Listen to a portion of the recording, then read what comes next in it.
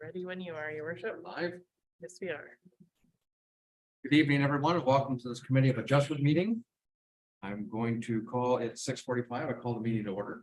I'll remind the committee of any disclosures of pecuniary interest, the general nature thereof. Seeing none noted. This evening, we're dealing with minor variance application A0222 White, consideration of an extension of the condition. No notice was required as previously approved. Application A0222 is requesting an extension on conditions. This time we'll entertain the staff presentation, report DS 5922 by Margaret Underhill, Secretary Treasurer, regarding Committee of Adjustment minor variance A0222 White 57258 Eden Line, extension of condition timeline. Good evening, Mark. Good evening, your worship and council. I should say committee at this moment, Committee of Adjustment. The report before you is for Casey and Natalie White. They've submitted a request to extend one of the conditions of their minor variance approval. That condition being that they were required to demolish the front yard garage within a 6-month time period. And because of circumstances, they also had to redo a grading plan and put that into action for the future construction of the garage. So they had a few things to accomplish. Time has run out because of a lot of circumstances. We're finding engineering is delayed.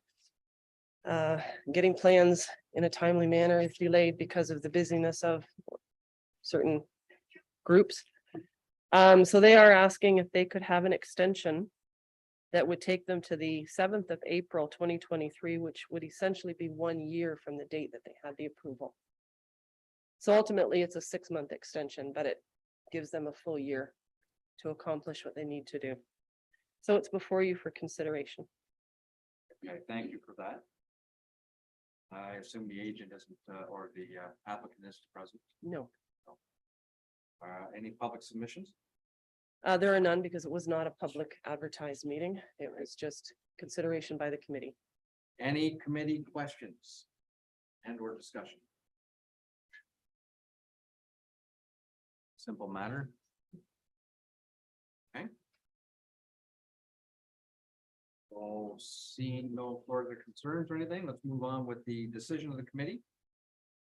That the Committee of Adjustment Secretary Treasurer's Report DS 5922 regarding the White minor variance A0222 be received, and that the Committee of Adjustment considered all information provided and grant request for an extension of timeline for demolition of the front yard garage for a period ending April the 7th, 2023. Anyone interested in moving that? Committee member Chilcott will move and committee member Froese will second. All in favor? That is carried. Moving through to the adjournment motion that the Committee of Adjustment hearing for consideration of minor variance application A0222, extension of condition request be adjourned at 6:48 p.m. and that the applicant be notified of the committee's decision accordingly. I'll move her seconder, please. Committee member Chilcott again will move and committee member Weisler will second. All in favor? That is carried. We are adjourned.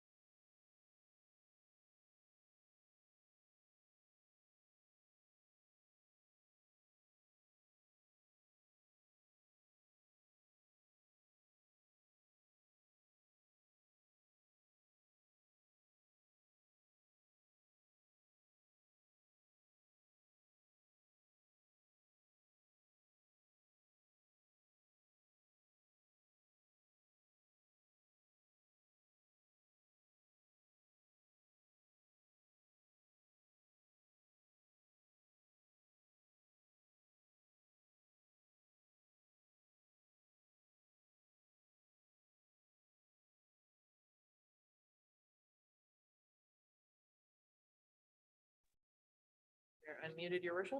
Thank you very much. Good evening, everyone. It is 7 p.m. I will call this regular council meeting to order. I would ask council members or remind them to disclose any interest in pecuniary interest in general nature thereof. Seeing none.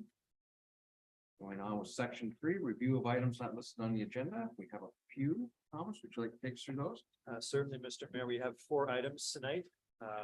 First item is report DS 6122 regarding zoning bylaw amendment ZBA 0422 Vienna Farms Limited. Second one is report DS 6222 regarding a zoning bylaw amendment ZBA 0322 Bonneville. Item 3 is the bylaw for Vienna Farms being bylaw Z 752 2022. The final item is the bylaw for Bonneville. That would be bylaw Z 753 2022. Okay, thank you for that. Moving on with section 4 announcements. Does anyone on council have any announcements for this evening? Thomas, you have a couple?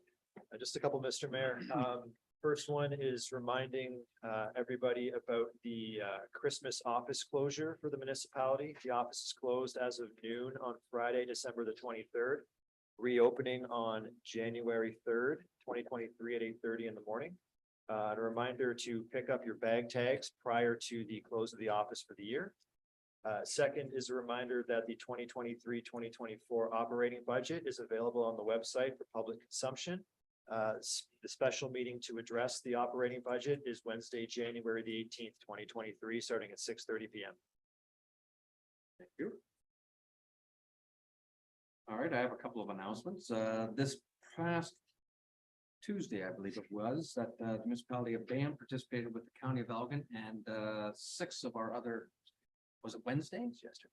My God, time flies. Anyway, it's been busy this last week. It was a joint community emergency management exercise. We did it as part of a condition for fulfilling our compliance issues. We are compliant for 2022 moving forward. It was a great opportunity to work with the county and our local municipal partners in this area. And I'm looking forward to perhaps exploring other options of moving forward in emergency management. One, this Sunday, if anyone's interested, there will be breakfast in Vienna. It's on a call from 8 till 1. Eggs any style, homemade biscuits. And the third announcement, I wish to take the opportunity on behalf of council to wish everyone in the room, as well as those who are viewing tonight, and everyone in this municipality a safe and happy Christmas. Let's have a relaxing, festive time. And come back in the new year, all prepared to go back at it and renewed vigor, and we'll renew our acquaintance of that. So again, Merry Christmas. Jumping down to section 7, adoption of the minutes of the previous meeting. We had the regular council meeting held on December 1st, 2022. Everyone has had opportunity to peruse those minutes, I trust. And if there are no errors or omissions, I would entertain a motion or a mover and seconder for the following, that the minutes from December 1st, 2022 regular meeting of council be approved as presented. Deputy Mayor Weiser will move. Councillor Emerson will second. All in favor? That is carried. Thank you. Section 8, motions and notice of motion. From Councillor Chilcott regarding a province-wide shortage of children's medication. Would you like me to read this one out? Sure. Whereas staffing shortages of healthcare professionals, especially nurses, is an ongoing problem in Ontario. And whereas this problem continues to grow since the COVID-19 pandemic and the passage of Bill 124, a bill which suppresses the wages of nurses and healthcare professionals and limits their ability to negotiate freely. And whereas these staffing shortages are causing substantial wait times in emergency rooms, noticeably widening gaps in healthcare and emergency room closures. And whereas there has been an increase in child sickness, contributed by a lack of timely and available healthcare. And whereas there's a province-wide shortage in children medications, both over the counter and prescribed. Now, therefore be it resolved that the municipality of Bayham calls on the Ontario government to recognize and address the deepening healthcare crisis in Ontario and take urgent action upon remedy human resources, or urgent action, to remedy human resources and medication shortages to properly serve Ontario residents. And that a copy of this resolution be sent to the Premier of Ontario and the Ontario Minister of Health, the Leader of the official opposition and the opposition critic for health, all members of provincial parliament representing constituencies in Bayham, and the Association of Municipalities of Ontario, Inc., requesting they share with their member municipalities. Now, before we discuss this, is anyone willing to second that motion? Councillor Froese will second it. Okay, open for discussion. Any comment? Councillor Chilcott. I just had one addition to that I had spoken with Megan about earlier. That it should include our most vulnerable, whether it's children or elderly. Mhm. We all need to have the medications and the healthcare that just, it all needs to be available for everyone. But specifically, children and the most vulnerable population. I don't know how that can be added, or if it needs to be, because the one section does suggest that it's for everyone. Well, if I may speak to that, the body of the resolution does talk about childhood sicknesses and shortage of childhood medications, but the question that's being here is raising awareness to the deepening healthcare crisis to take urgent action. So I'm not so sure you need to have any inclusion of that. Yeah, that's what I'm saying. It is in the body of that, but it's not. It's in the specific to body, but children. the question itself isn't specific to children. So if that is addressed. That works for me, yeah. I just didn't know if everybody would read it that same way, or if they would just focus on it being children. The body does, you're right, the body does focus on children, but the need is everywhere. That's all. Any other questions, discussions? If you wanted to move an amendment, you can, of course, I'm not precluding. All right. So the questions before you, all in favor? That's carried. Thank you for that. Get that out before Christmas.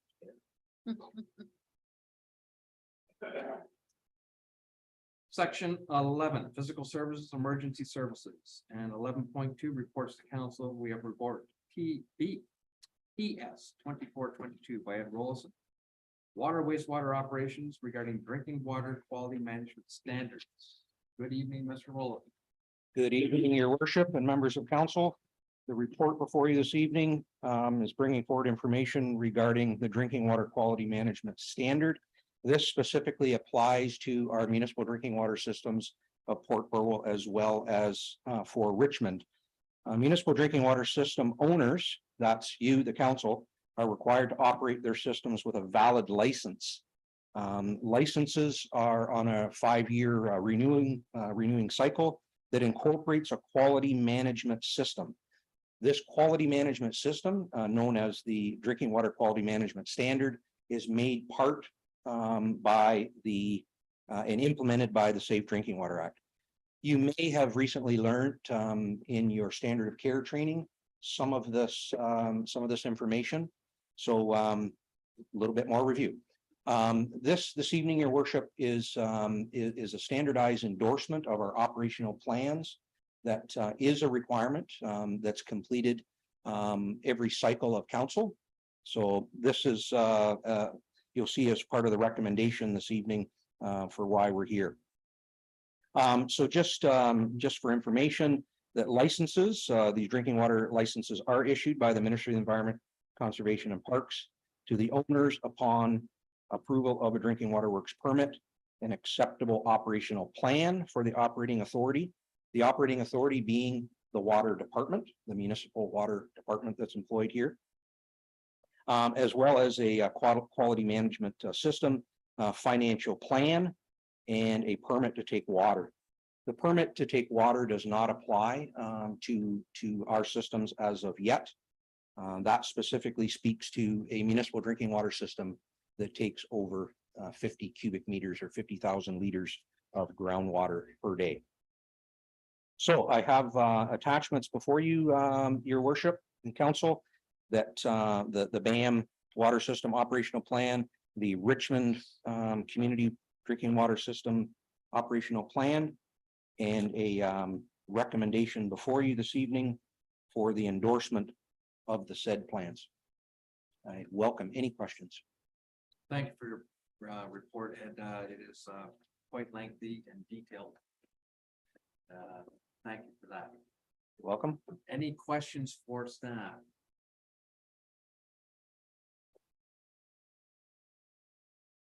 Your worship, just as an add-on to that, just for council's information, that you see frequently throughout the year, these communication documents and email that states, that the CAO and myself had a management review. We communicate that to the owners. Communication is very critical through any components of the drinking water system. We are audited. The drinking water standard is audited on an annual basis. Typically, it's a 3-year cycle, 2 years of a surveillance audit, and then the 3rd year being an accreditation audit, where the auditor is here for the day, reviews all of our documents, all of our communication trail, everything that's set out in the standard, which is 21 elements. And then further to that, so that's conformance to the standard. And further to that, we have, as you know, our drinking water quality compliance inspections by the MECP. Just wanted to add that on, your worship. Thank you for that, Councilor Pros. Thank you, Mr. Mayor. Ed, as far as you're concerned, what, if anything, has changed since your last application to this application? Through your worship, to Councilor Froese, as I mentioned, that it's a 5-year cycle of license renewal. You may have recently noticed in the capital works that we have a financial plan that's coming up for 2024. That financial plan actually forms part of our license renewal. So we're prepping for that license renewal. I would suggest that some of the bigger challenges obviously have been through COVID. The inspections and the audits didn't stop. So we certainly had challenges with that. We were able to, with the various platforms, we were able to complete very successfully able to complete both our audits and our inspections. Other challenges, changes in regulations. There's been some changes with disinfection procedures of water mains and things like that. Document taking. We are I believe we're in a very strong position. We have an excellent document form and format with Laserfiche that every inspector or auditor that I've ever dealt with in the last number of years really is appreciative of how smooth it works and how we're able to expedite the actual audit process. It's very clean trail of documents. So, we do what we say we're going to do, and it's documented properly. And certainly there will be, in the future, there will be some potential staffing concerns. I know, and again, you folks probably heard that over, probably your term of council, that I believe it's close to half of the licensed operators in the province will be eligible to retire. Doesn't mean that they necessarily are going to, but that's there, and a number of our associations are watching that. We have a very strong team, and I would suggest that we're very stable with our team. So, and we're obviously very proud of that. Thank you for that, Ed. I would also add on that, like, there's a couple of comment, maybe you can answer this one. How many of our colleagues out around us are still paper-based in their records keeping? Your worship, there's a number of just right here in Elgin County. Myself and our public works manager, Mr. Adams, have recently sat with a couple of our neighbors to go over the successes of our programs. They're very interested in how they can be successful and streamline their audits and their Ministry of Environment inspections. So, yes, I would suggest there's still a fair number of them out there that are working through that. Thank you for that. And just to add on that, to supplement Councillor Rose's observations and or questions about what has changed. It seems to me by reading documentation, you see there's a continual revision of policy that's going on. For example, risk assessment and comes, you're always updating those things, bringing that forward and changing the grammar a little bit, update as you go. That's correct. So those are some changes. It's very much a living document that requires, yes, attention. And I had a conversation with the CAO this afternoon, and there's gonna be some more revisions coming. It's minor wording changes. But That's correct. that's fine. If there are no other questions, then we have the following. The staff report PS 2422 regarding drinking water quality management standards be received for information. That the Council of Corporation and Municipality of Bayham endorse both Bayham Water Distribution System and the Richmond Community Water System Operational Plan. And that the Bayham Water Distribution System and the Richmond Community Water System Operational Plans be reviewed annually by staff and revisions made as necessary to maintain and improve the quality management system. Over to seconder, please. Councillor Froese will move, Councillor Chilcott will second. All in favor? That's carried. Thank you. Thank you for that. Section 12, Development Services, Sustainability and Conservation, 12.1 Correspondence, 12.11 Receive for Information. Item A, Notice of Public Meeting regarding proposed revised official plan and zoning bylaw amendment, M&R Glen, Carrollberry, Wade Homes, Inc. Item B, Notice of Public Meeting regarding proposed draft plan of subdivision application, Vienna Ridge 34T BA 2201. Any questions regarding these items for information? Seeing none, then I need a mover and a seconder for the following, that items 12.1A, 12.1.1A and B be received for information. Deputy Mayor Weiser will move, Councillor Chilcott will second, all in favor? That's carried. 12.1.2 requiring action. 12.2 reports to council, report DS 6322 by Margaret Underhill, Deputy Clerk Planning Coordinator regarding Bill 109. More Homes for Everyone Act 2022. Margaret. Your worship and council. This report before you is to present an informational item from IBI Group presenting information concerning Bill 109, More Homes for Everyone Act. That came out recently, and we asked IBI to review it for us and kind of give us a comment thus far as to how it might affect our operations or our procedures. So what they've presented with this report is their memorandum pointing out a few highlights, particularly talking about pre-application consultation, combined official plan and zoning bylaw amendments, refund of fees, site plan applications, and they've also included some recommendations for action. At this time, really, the recommendation is that we do continue to do a review over the next several months of Bill 109 and ultimately 123 that came out, 124. I'm losing track of my numbers now. But we've got a lot of changes coming and a lot of changes we don't quite understand yet. So the recommendation is just to continue to watch and review and then report back to council when we've got some concrete actions that we need to take. So I'll leave it with you for questions, your worship. Okay, thank you for that. Any questions for staff?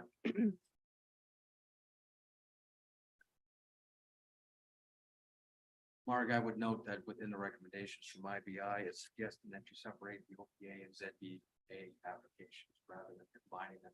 Is that something that you're doing now?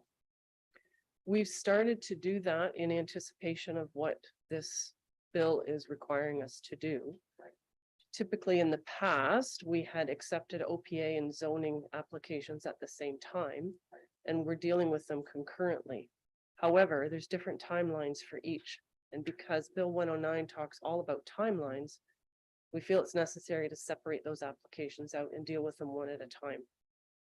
So that's what I've started to do already, just in anticipation of this bill coming into effect, so.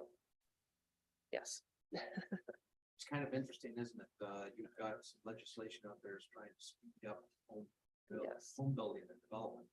And yet it's encouraging to separate out processes, which actually planning process. you are correct, your worship. It is ultimately lengthening the processes Isn't that because of their timeline requirement on each type of application, yes. fascinating? Now that whetted everyone's appetite, more questions? Okay. Do you have a question, Deputy Mayor? Thank you, through you, Mr. Mayor. Just to clarify, is this already in effect? No, Not through your yet. worship, not yet. There are some parts of that that may not take effect right away. They are talking about extending the actual date. Inception date? Yes, Yeah. so we're still waiting to find that out too. Okay, Okay, so we're not compliant at this No, point? no, Sorry, not at all. Mr. Mayor. not at all. Yeah. Through your worship, Deputy Mayor, no, we Thank are you. not. Interesting times. Thank you. Okay. The motion reads, report DS 6322 regarding Bill 109. The More Homes for Everyone Act 2022 be received for information. And that in consideration of the IBI Group memorandum dated December the 8th, 2022. Council directs staff to continue the review for the next several months to further deliberate on actions to improve municipalities' land use planning policies, procedures, and bylaws in response to the new legislation. Mover and second.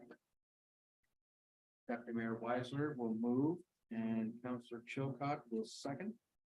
All in favor? Yeah, that's carried. Moving on with report DS 6122 by Margaret Underhill, Deputy Clerk Planning Coordinator regarding zoning bylaw amendment ZBA 0422 Vienna Farms Limited 4964 and 4968 Plank Road.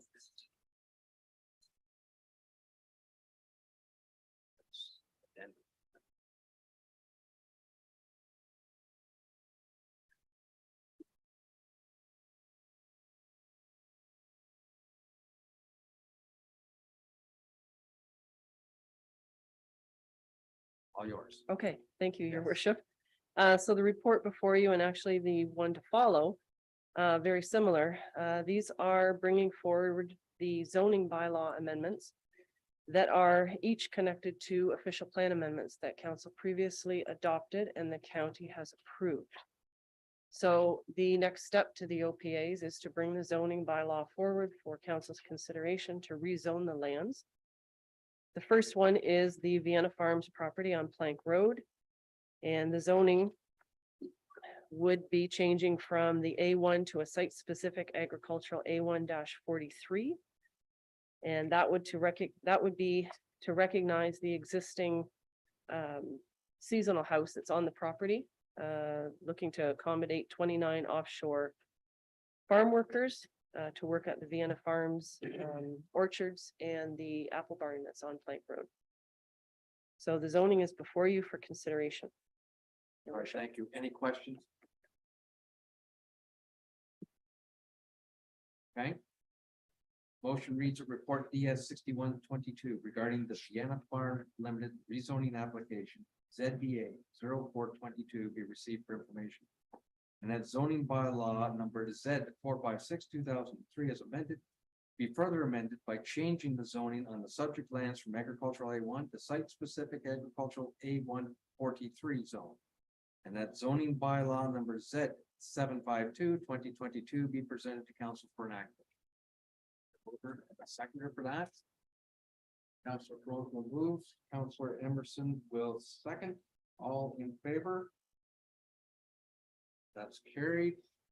See if we can get the last one in. Report ES 6222 by Margaret Underhill, Deputy Planning Coordinator regarding zoning bylaw amendment ZBA 0322 Bonneville Canadian Farmland LP 3. 56237 shoot line. Thank you, your worship. So again, this one is bringing forward the zoning bylaw amendment to deal with a supplementary farm dwelling on Chute Line. This time it's Bonnyfield Farms. And the OPA was adopted by council and approved by county. And so the zoning is before you for consideration. Also should have mentioned in the other one, but this one applies as well. We did have the public meeting for both the OPA and zoning. So bringing forward the zoning bylaw on its own is totally appropriate because we already had the public meeting. So it's before you for consideration. Thank you. Any questions?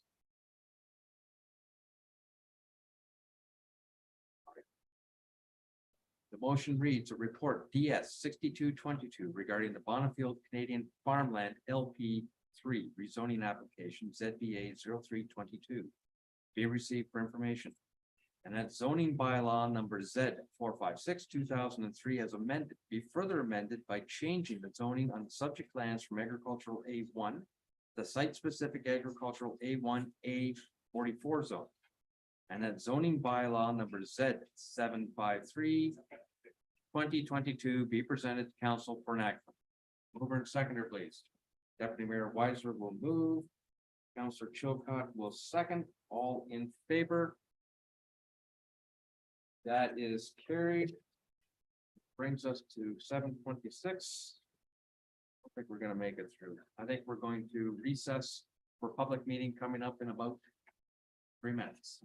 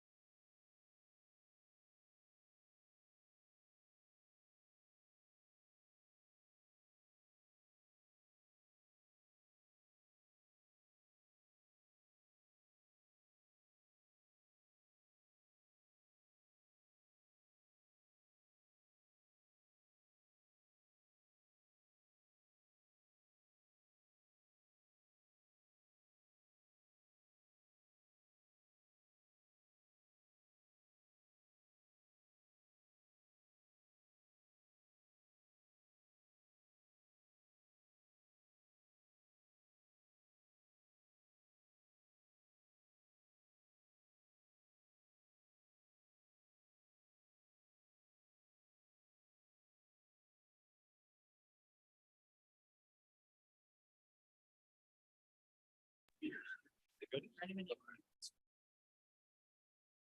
evening, everyone. It is 7:30. We have a statutory planning meeting to deal with, and I will call this meeting to order. I'll remind the panel of disclosures of pecuniary interest and the general nature thereof. Seeing none noted. We will be moving on with application A, which is Vienna Ridge subdivision 34T BA 2201. Purpose of this meeting is to inform the public of the nature of the draft plan of subdivision proposal, to invite public input and to answer questions regarding the application. The purpose and effect of this draft plan of subdivision will be to divide and subject parcel of land into 8 single detached residential lots. The proposed lots will be assessed by North Street, an existing local road south of Chapel Street.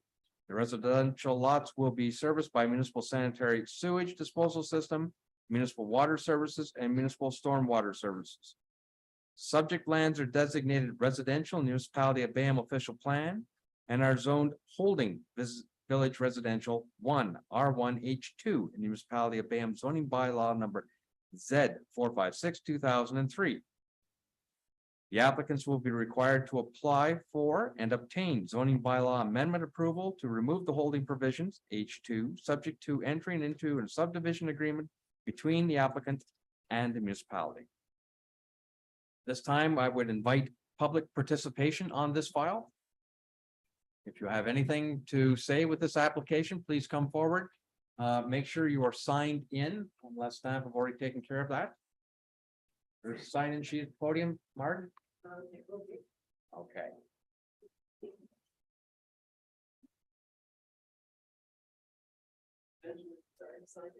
Oh, good. Then please, yeah, tell us your name and present your comments. Good evening, your worship and members of council. My name is Trevor Benjamins. I'm an associate planning technician with CJDL Consulting Engineers, who's the agent on behalf of the applicant.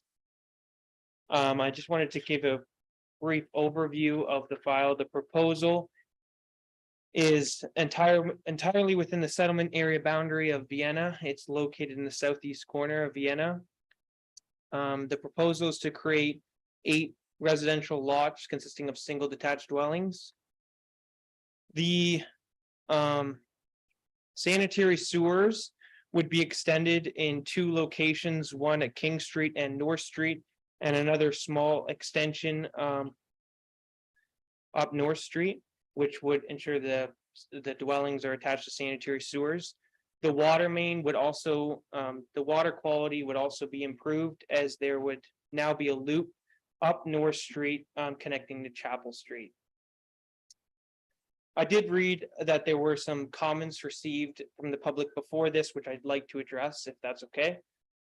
The sanitary sewers on Chapel Street is a separate sanitary sewer than the one that goes up North Street, and the water quality would be improved. The drainage of the site, there was also some drainage concerns. The proposal will require architectural buildings which are set in the grade, and if retaining walls are required, they will still be required to. CJDL will work with the building department to ensure each property has proper drainage to grade. I'd also be able to answer any technical questions that you might have, but CJDL is in support of the application. That's all at this time. Thank you. Thank you. Anyone else have any comments they wish to offer on this file?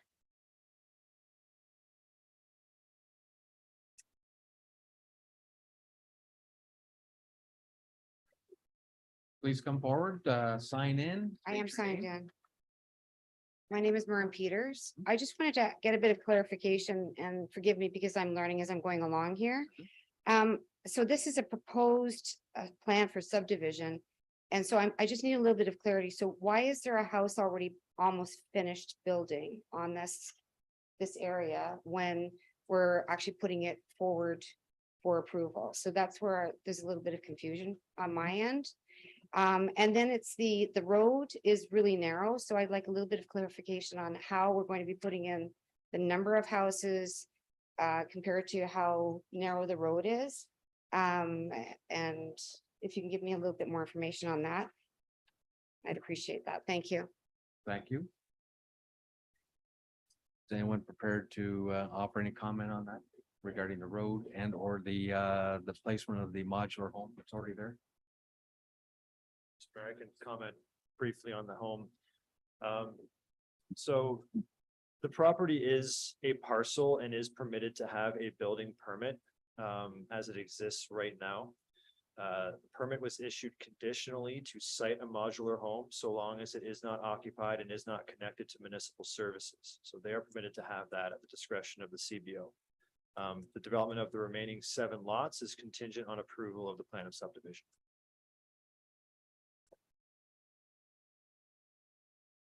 Thank you. Okay.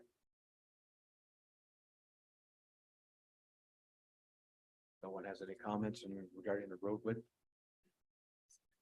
Yes, Mr. Wilson? Thank you, worship. If I could, just further to the gentleman's comments from CJDL. Keep in mind that when there's water main works and sanitary sewer works there will be a requirement for road reconstruction along that section. At that point in time, I would suggest that would be a typical 7-meter top along that section that would be within standard. Thank you for that clarification. Does that, I think it was the idea of the wide. that's what he was addressing. That's the top. That's what he's addressing. And so Yeah, you should come to the microphone, excuse me. please. Does that mean where does, if the road is being widened, is it going, which direction is it going? Is it going on the proposed property which is being built on? Because they're the ones that are developing that land, so. And who's gonna be paying for that cost too? So it's on the township as well. I would just, excuse me. Hi, worship, if I could address that, Yes, first off, costs are all bared by the developer. And secondly, the road works, when I say the 7-meter top, that's the traveled, the asphalt portion from edge to edge. And that's always within the municipal road allowance. thank you for that. Anyone else have any comments they wish to offer on this file? If you do, please come up, sign in, state your name. You have signed in, Can I just talk about the road now, or do I have to talk about everything? but you're signed in. I'm signed in. Can we have your name? My name is Hillary Udding. Right, but this is regarding the what's it called? The Vienna Ridge development. Yeah, the road? Yep. So my cottage is right beside. Right at the end of the road there. I'm number 4 Robinson. You're No, no, talking about This is Vienna, Vienna? Vienna, this is Vienna Ridge. Yeah.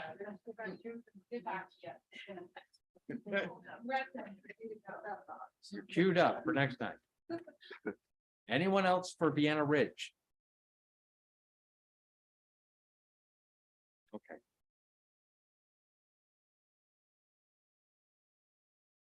So we've had notice and correspondence, Mark, to regarding this application.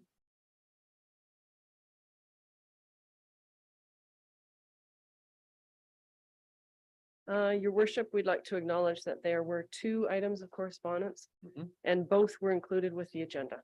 Thank you. See, there's no other business with this application. So we're prepared to move to the adjournment. Motion reads that the zoning bylaw amendment be considered following the approval of a plan of subdivision agreement. And that pursuant to the Planning Act requirements, the public meeting for draft plan of subdivision file number 34TBA 2201. Vienna Ridge is now complete at 7:39 PM. Mover and seconder, please. Deputy Mayor Weiser.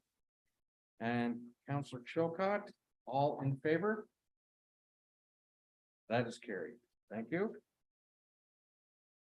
Okay, it is now 7:39, and I will call this next planning meeting to order. I will remind the panel of disclosure of pecuniary interest and the general nature thereof.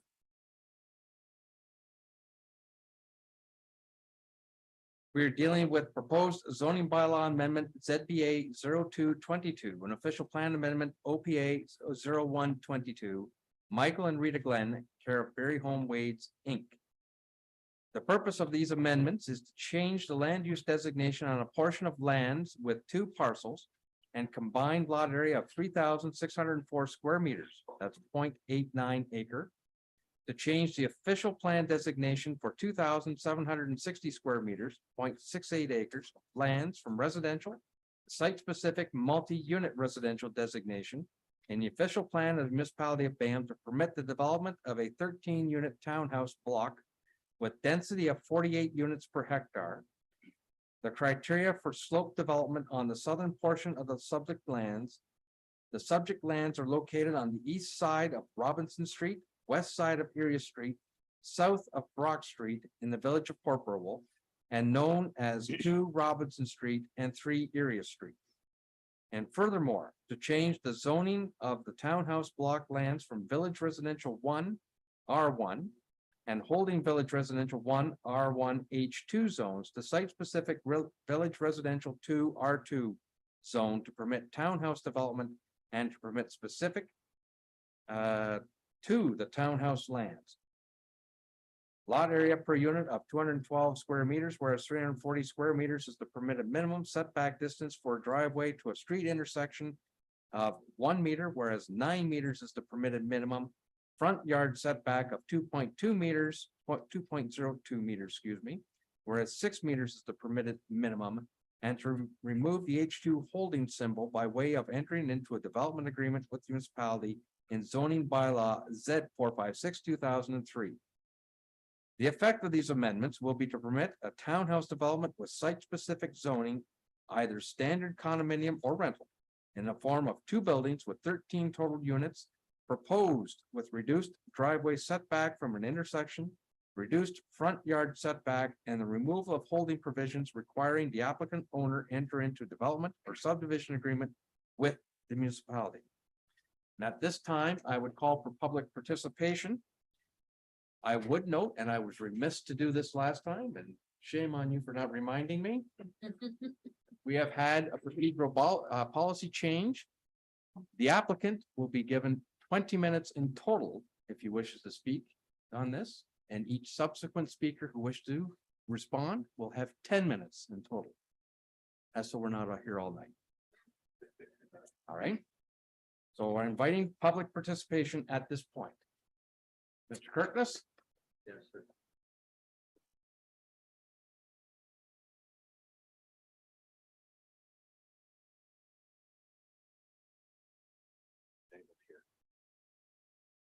Thank you, Mr. Mayor and council members, and members of the public, as this is a public meeting. My name is Laverne Kirkness of Kirkness Consulting, Urban and Rural Planning, and I'm part of the Barry Wade Home Development Team. And I have a presentation for you with a number of slides that I think I could get my points across quicker if I could access that. And would note that this is the second. We should point out that Barry Wade is in the audience here tonight, should you have questions directly for him. But the slideshow that I have here is basically to update the public on what we're proposing here, which is quite a bit less than what we did present last July. So Beach House Lane is still the name of it. This is the second public meeting. We have reduced the scale and extent of the proposal. Next slide.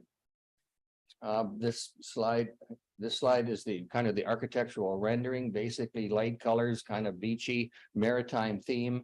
Those views are basically looking at it from the parking lot. Next slide. This is the overall site plan, and you can see that the orange, not very clear, but the orangey brown is the building footprint, the 13 units. The green around it is either landscaped open space or driveway. And the property to the north is what we can consider parcel A. Next slide. So this is kind of a comparison between what was presented to you last July on the left, which was 19 units, and now, which is 13 units. Next slide. So this is then a blow up of the current site plan. And you could see again, north is going to the top, Robinson Street is to the left, Area Street is to the right. and the closed street of Hagerman is to the south, which is where the beach parking lot is. So the green kind of rectangle is the site. Parcel A is that portion of number 2 Robinson that has been removed from the project. And these are the lands that are higher up on the hill that was kind of the basis of a lot of controversy last July. And we felt that it might be a good step to take this out at this time and try and get on with the lower portion of the development and leave the R1 zoning and the residential designation on parcel A. So parcel A is really part of 2 Robinson, but not part of this application to change. Next slide. So Barry Wade is the owner, developer, and builder. He's also the architect. The site area now has been reduced from 3,600 square meters to 2,800, or 0.89 to 68 acres. The frontage is reduced on Robinson Street by 15 meters, from 4 meters to about 25. And the lot depth is about 102 meters. Next slide. The development team consists of Barry Wade, of course, and LDS Consultants, which are London-based geotechnical engineering and slope stability engineers. And they've been very helpful in working with the Conservation Authority since last July to now to gain some support from the Conservation Authority. We have number 3 there is CJDL Consulting Engineers, the old Sierra de Meyer firm from Tilsonburg, looking after the functional servicing. And then myself. Next slide. So these next 3 slides, this is kind of looking from the parking lot to Robinson Street on the right and the retaining wall at number 2 Robinson building at the very peak of the hill. Next slide. And as you pan to the east, the retaining wall stops halfway up the slope. We're looking at 4 and I think number 6 and 8. Robinson Street at the top of the bank. The parking lot is, of course, at the bottom. Next slide. The third slide then is looking east, and you can see the cars and the parking lot, and above it is Memorial Park. Next slide. And so basically, as the notice says, we're proposing 13 townhouses, not 21, which our original application was, and moved to 19, then to 14, and after discussions with the Conservation Authority, it has become 13. We were hoping that this reduction in scale and extent would meet to the satisfaction of some of the neighbors. I guess we'll find out. Site plan shows the 2 parcels, parcel A, which has been excluded now from the site, and parcel B, which proposes the 13 dwelling units, still 3 stories high, but really 2 stories of living. The garage is basically underneath, the two spaces per vehicle, and the living area, the total living area is about 1,550 square feet. Next slide. So each unit would have a very large front deck. And as you know, we still are proposing to have the retaining wall or the north wall of the buildings that faces the slope act as a retaining wall at the slope to help stabilize it. There's also fill at the toe of the slope to help stabilize it. And these are things that we've done to try that has really helped us get agreement from the Conservation Authority.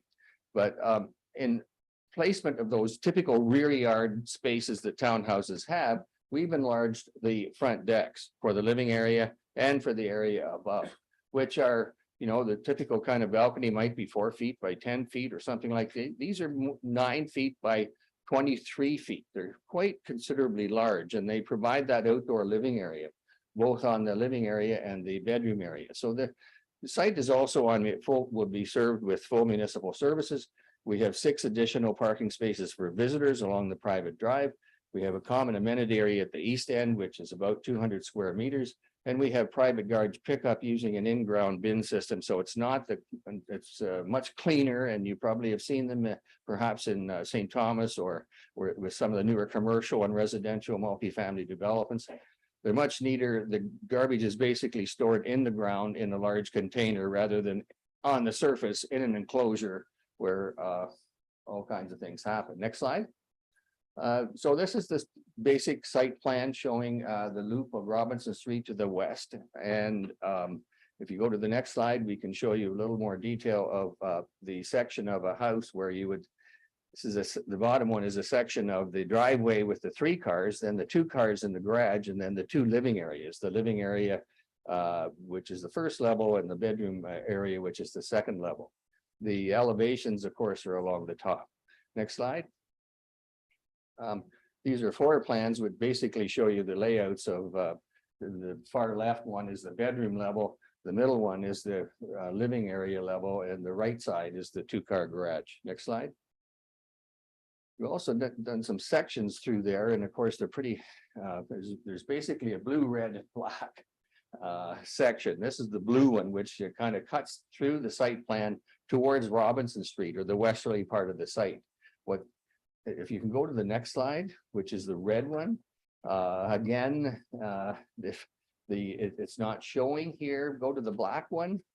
Next slide, and you can see that it's just too, it's just not showing up enough. But the main point of this is to show that the building heights do not, the maximum zone building heights do not exceed the top of slope. So without parcel A and with this design, there's really no question about viewing Lake Erie. You'll see rooftops. You may not see all of the parking lot of the beach that you see now, but you will not have obstructed views of Lake Erie. And I think that was kind of what was important to the people on the slope. Next slide. These studies that dealt with sight lines and shadowing and so on really are not relevant now because of the removal of that parcel A and the maintaining of the lowering of those units along the bottom of the slope. Next slide. This is a slide of the beach parking area, and it was only to show that it could be improved, maintaining the same number of parking spaces, but introducing some landscaping to better organize the parking area. That was done as a way of kind of showing that the parking lot could be improved. Next slide.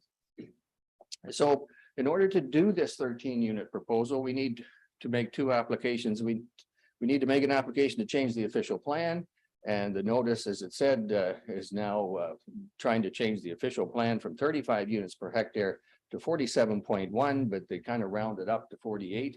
It was 53. It was higher than that before. So we're coming down. Next slide. In terms of implementing the official plan, we need to, that amendment, we need to go from the R1 to the R2. And we can meet a lot of the provisions. If you look along the bottom of the slide, we can meet lot coverage, we can meet parking. In fact, we're way over on the parking. We could meet the landscaped area requirements, but we do need these special provisions in terms of lot area per unit, 340 to 212.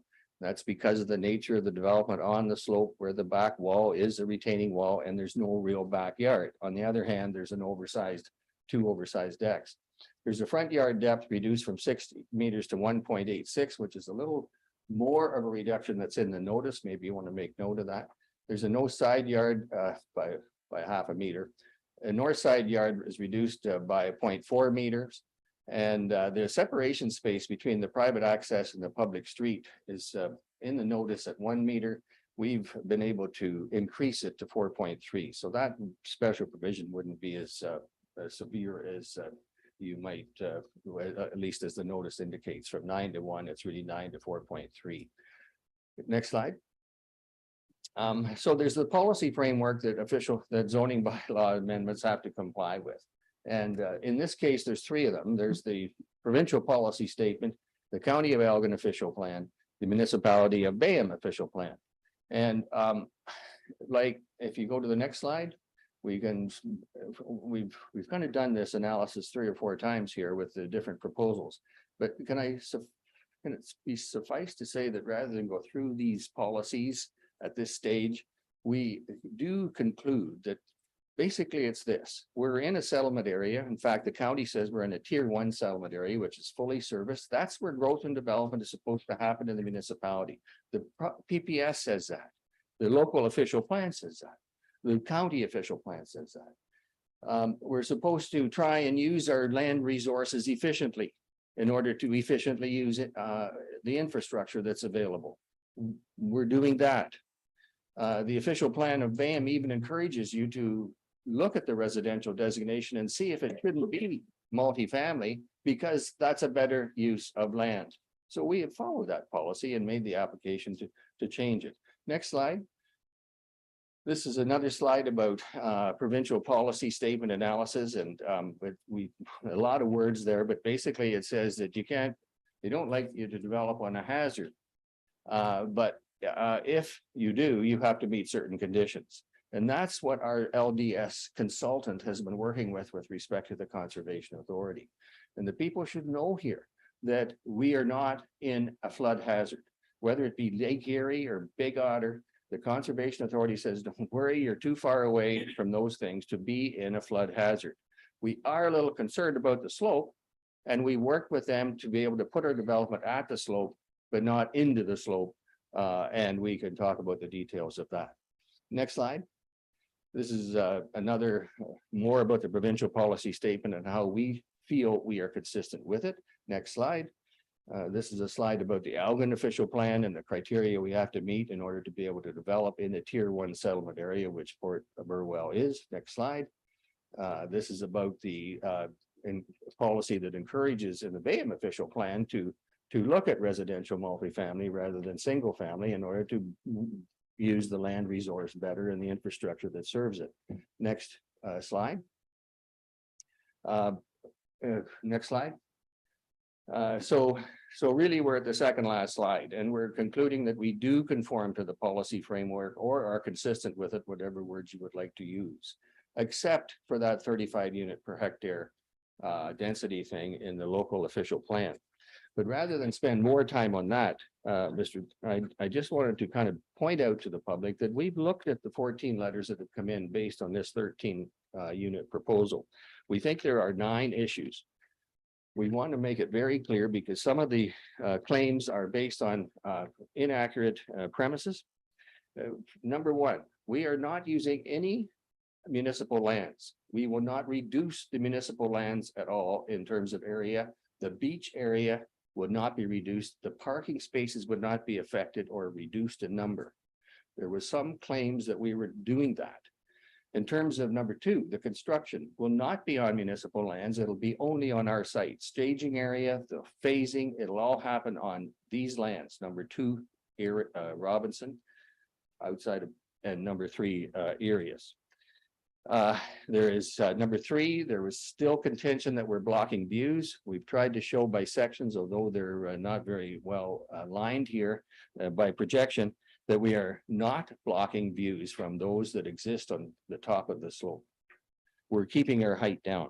Number 3 is that there was a contention that we didn't have the infrastructure, that we didn't have the sanitary capacity or the connection, or we didn't have the water. We do have that. We have shown through the Cyril de Meyer report that we have the proper infrastructure.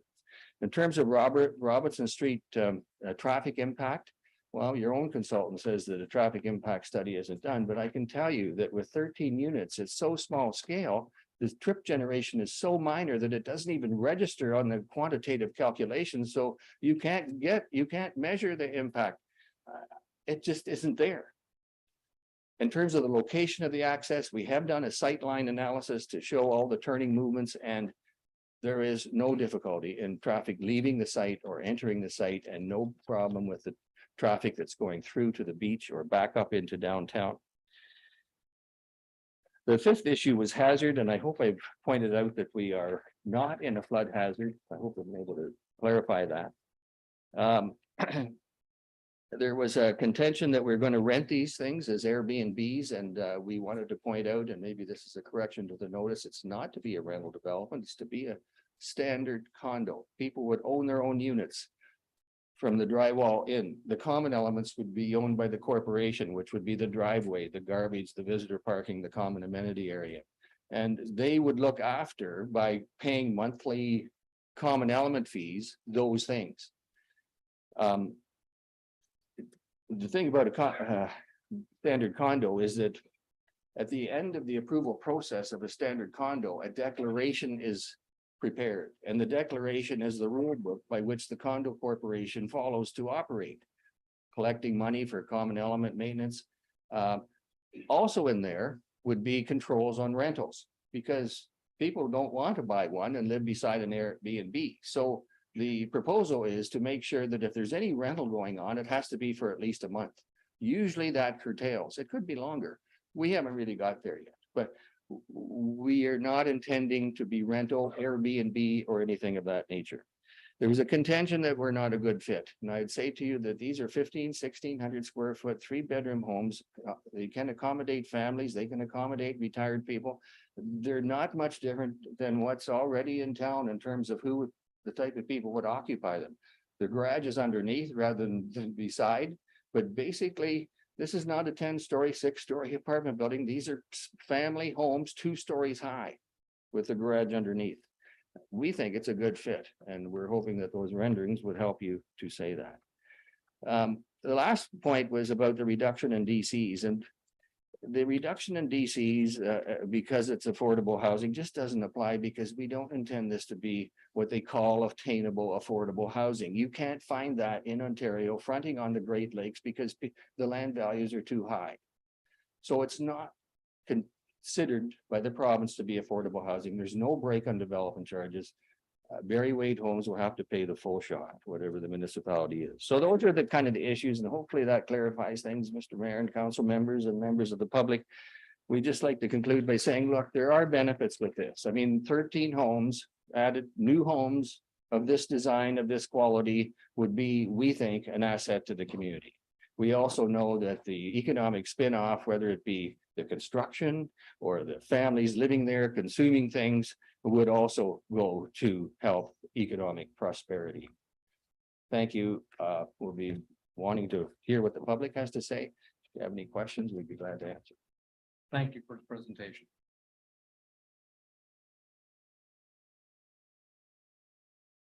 Any additional members from the public?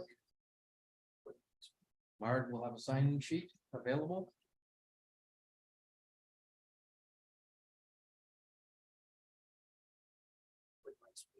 Yes, if you signed, Doug, Yeah, I have. perfect. Uh, State so, your name for the record for the rest of us. thank you, Mayor and Yeah. members of council. I kind of look at what I do is, I work full-time and I have, 2 businesses in the municipality of Bayonne. And what I'm finding when, with the businesses, if, with our horse and buggy, if we get into Port Burwell and we're in town, hardly anybody gets on the wagon. But if I go into Tilsonburg, where there's a development of maybe 1,000 homes that are going in by Hayho, Mhm. which is an Elgin County business. And when we get into Tilsonburg, we get a lot of people riding on the buggy. You get back into Port Burwell, you hardly get anybody at all. As a kid growing up, my dad used to be the harbor master. As a kid, there was probably about 19 businesses in town. As coal disappeared and as the town started to close up, I think we're down to like 4 to 5 businesses. So I'm kind of speaking on the business side of things here from my own experience with the bed and breakfast and the horse and buggy. That an example would be like if you go out of town, you get all kinds of business. You're in town, you hardly get anything. The businesses downtown Port Burwell are struggling, so I'm kind of standing up for what, I don't see too many business operators here. But in the town of Burwell, it's struggling, and I really stand behind that kind of development. From what the gentleman said here about height, it looks like height is covered. As far as parking goes, the beach down there, it only gets busy about 4 to 5 times a season. Like it gets 4 to 5 times, it's really packed, but this group here doesn't need that parking from what I hear tonight. So, yeah. The demographic with our bed and breakfast, there's a lot of people coming from Hamilton, Toronto. And when you get up into Tilsonburg and you go into Hayho's area, there's a big demographic of people coming from that area. And when they stay at our bed and breakfast, it's the same thing. They're from Hamilton, Guelph, Toronto. They love the area and I love the area.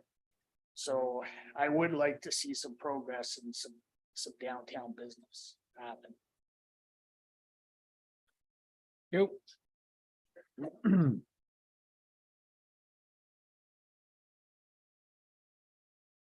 Anyone else? Yes, please come forward, make sure you're signed in, state your name. Also, I did, Don Jesso.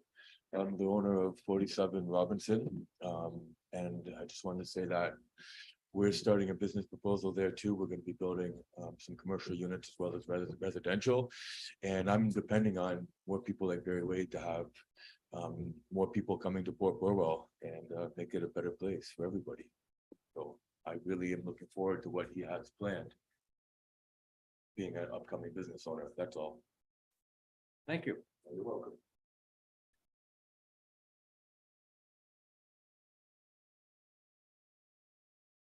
Anyone else? This is Okay. your turn. This is my turn. It's My Hillary. name's Hillary. Yes, Thank you. Hillary Edding. Actually, Hillary Edna Edding. I'm actually my grandma's namesake. And I'm here to speak on behalf of my family who has actually been in the cottage. Had that cottage there for 80 years. So I've seen a lot go down on this hill. So I have good thing to say. I hope you'll see it that way. All right. So we are literally right beside the build. Number 4 Robinson. I always say it's the last driveway you see on the way down to the beach, you know, because having a driveway in the middle of the hill would be preposterous. And another one at the bottom. Anyways, I'll get to that later. Let's start out soft with you. Over time, I myself have seen so much change in this little place. I remember so many butterflies. I know this is an important place for them through their migration. I remember seeing someone in a big white truck drive up to them and expecting them to fly like seagulls, but they just drove through them and killed so many. I remember trying to help them all.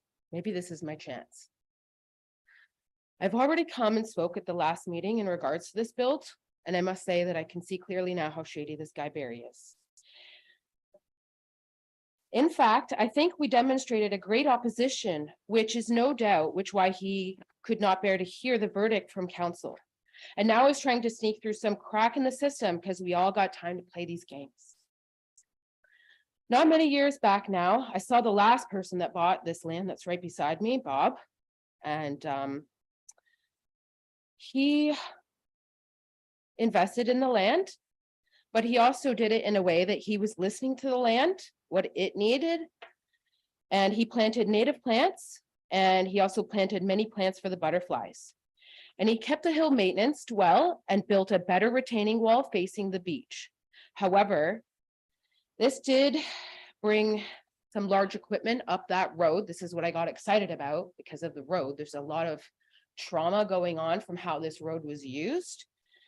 So what happened was when he brought those big tractors up to build that retaining wall, the foundation of the other cottage on the other side of me, their foundation actually like caved in and it was condemned. And so the 80 years with these people as friends, they had to rebuild their cottage. And then because of drama due to the driveway and such things going on, the one lady that was there, she was a minister, and the other lady, she had cancer. And this place that they grew up their entire life was not a comfortable, safe place for them to go back to anymore because of this. So now with Barry's bill, they would completely demolish that, and this would all be for nothing.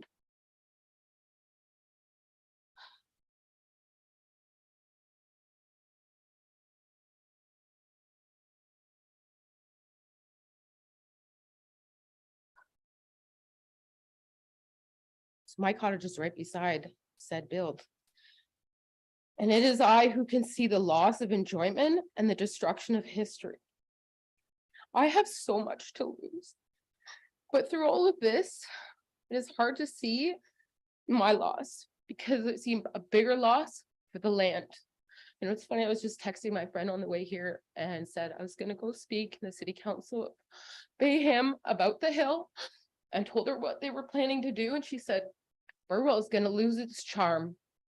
And she, you know, is quite the outsider, but she knows very simply what the hell's going on here.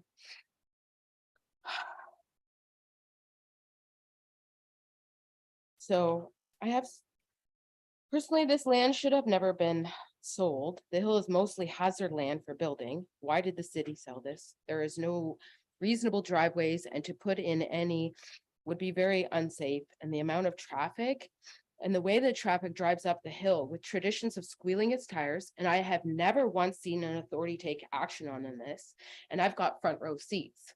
So I can't expect that there would be. I use a driveway like that comes from an underground thing, and it's really unsafe. Makes me feel uncomfortable every time driving through it. It's not very visible because of the sidewalls and because of the roll of the hills and stuff like that. Not to mention, you know, there has been water flowing down the sidewalk since this cottage has had to be rebuilt. And this is because there is so much groundwater. In fact, the cottage beside me, along where the driveway is, never used to have a basement, and now they do. And there is a generator that has to run right beside my family room window. And they have to have that there because they have to consistently pump water out of the ground. Every 6 minutes, there is shooting water exiting the building because there shouldn't be a basement there.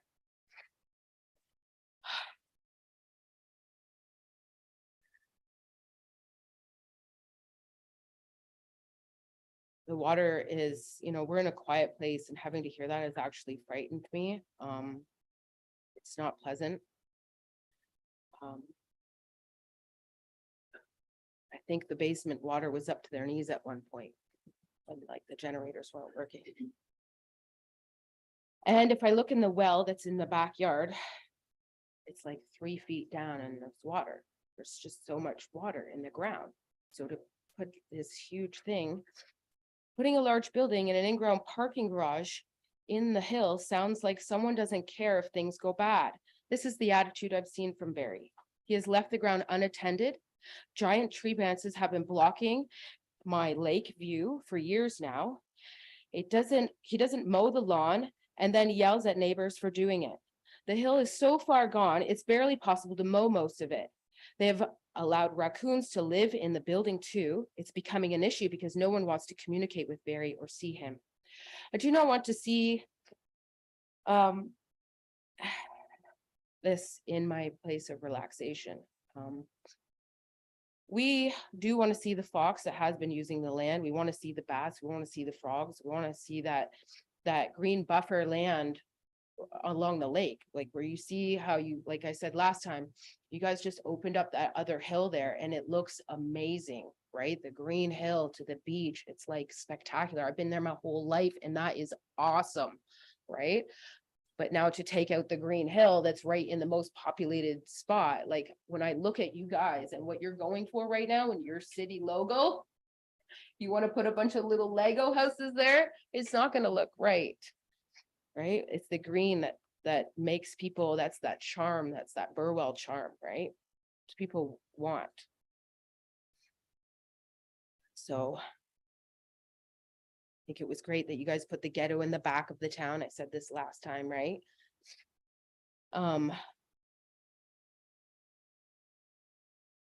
So the cottages that are in this area, they've been kept to a certain standard, like small and sweet. And we've never been allowed to do like a big build and wouldn't even ask to do such a thing with the years of the land speaking through us. It's preposterous to put a big build in such a small area, especially with threats to put a fence up along the back of a cottage that already exists. I remember saying to Barry when he said, oh, that Kim's gonna give me a hard time. And I said, well, who would think that you can just buy a cottage on a cliff that someone would just build on the cliff and then block your view? Seems like another example of how he is not listening to the land and to the people of it. In fact, I went for the meeting that was for Barry to hear us and meet our concerns. What did he do as I bravely stepped up to speak? He took the paper from where the city said to come and sign it, and he took it to his person so that they could get up and speak, and they sucked the air out of the room that now they've had to change the policy of people speaking here. Sorry, guys, this is getting a little long, but this is getting a little much.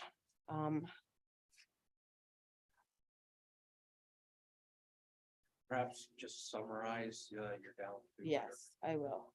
I'm on the last paragraph here. We do not want this build. The city shouldn't want this build. Let's stop these guys from taking a big dookie on the beach. They've abused their powers and they should not be able to have the right to use the land for multiple families. Hazard land should be respected as such. When the city can't save the sidewalk from a sheet of ice that covers it on the way down to the beach, must be too much for them. All of the drama to come from this is too much for all of us. Thank you.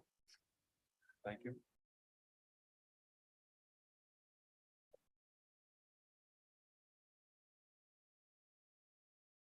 Okay, anyone else?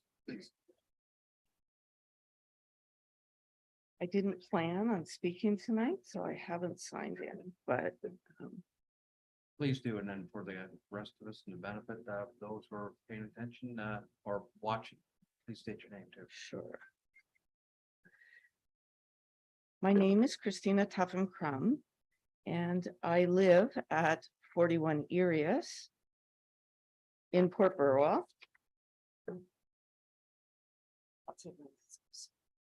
And I live at 41 Erius in Port Burwell. Thank you for letting me speak. I wrote a letter to all of you, quite comprehensive, revamped it and resubmitted it with the second application. And I really didn't plan to speak tonight, but I felt that I had to stand up and say something. I feel like I need to say to the developer, am I supposed to thank you for not shooting me with a bazooka and instead shooting me with a revolver? Because that seems to be his presentation, that they've scaled down, that they're putting up less buildings, that they've changed the color. It's the location that people are upset about. They should not be on the beach. It's as simple as that. You want to build condominiums. Nobody is complaining about the development in Port Burwell. We'd all love development in Port Burwell. But the reason that people come to Port Burwell is because of the beach.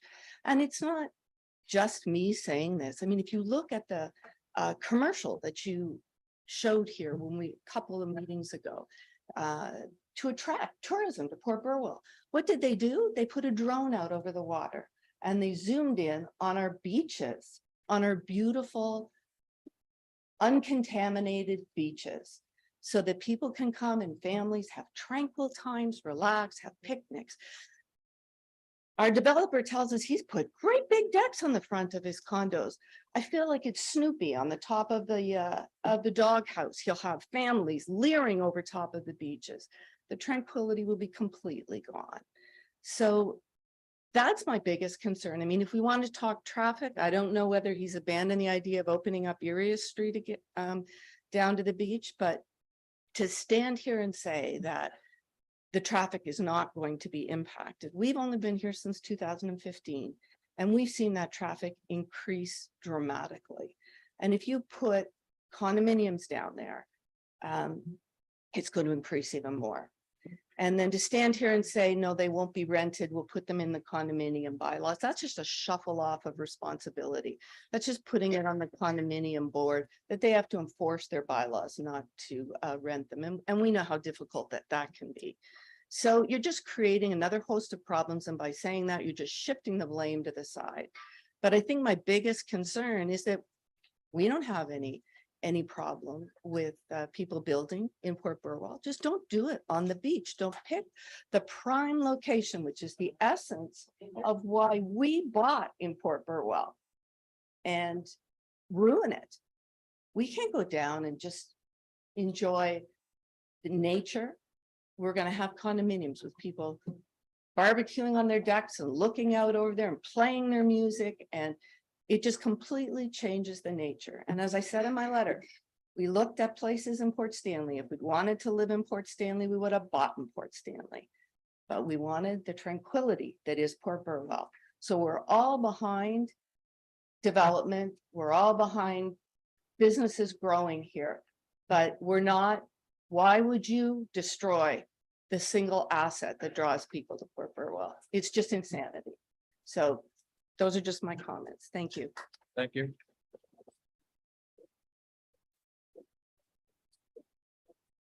Okay, anyone else? I would ask Okay,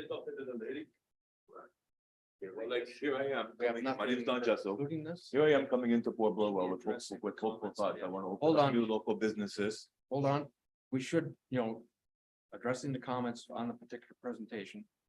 Have that conversation outside if you want. Yeah, but I'm just saying, without this condominium deal, me having the idea of even coming to Port Burwell, making it a better place, having more people, more tourism, it's not gonna happen with that bad attitude. Well, we have to Well, think forward, right? Okay. That's my problem. all right. They are right. Hold it. Let's, But I want Of course not. and for hundreds of thousands. Christina, please. Please. This is a public meeting, okay? And I'm inviting people to come in and address the issues before you. If you have comments for that, please do it. I remind you that this is also being broadcast, so conversations in the gallery when someone is speaking gets picked up and it's out there and it garbles it. So please refrain. Anyone wishing to come forward and make another comment, please come in. This is your time.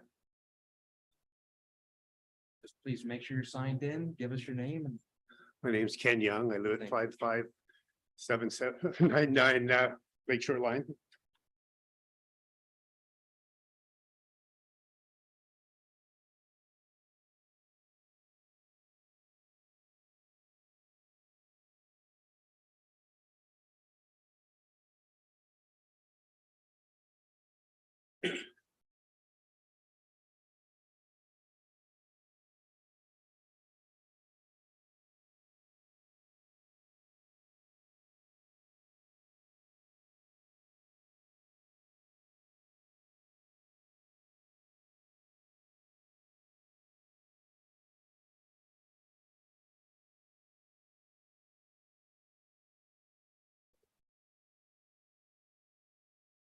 Should have signed in earlier.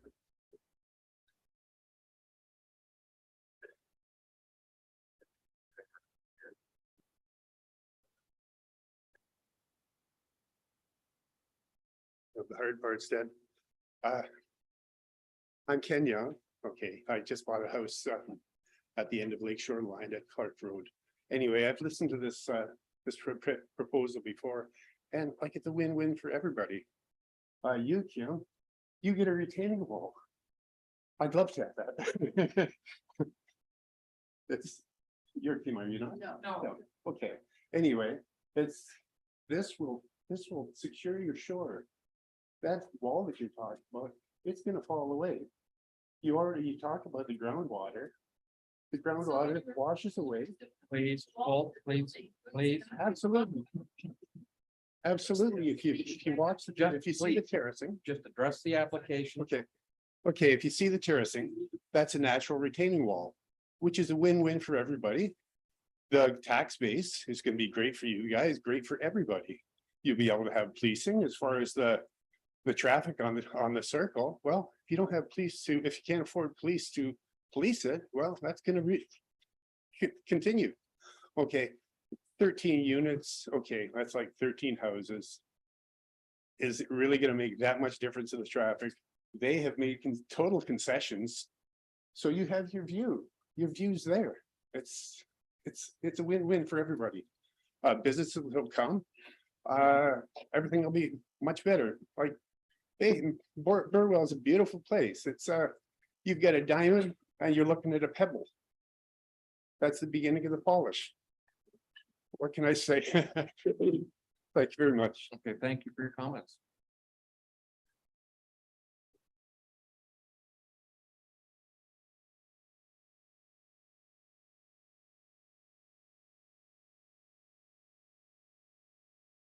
I'm already signed in.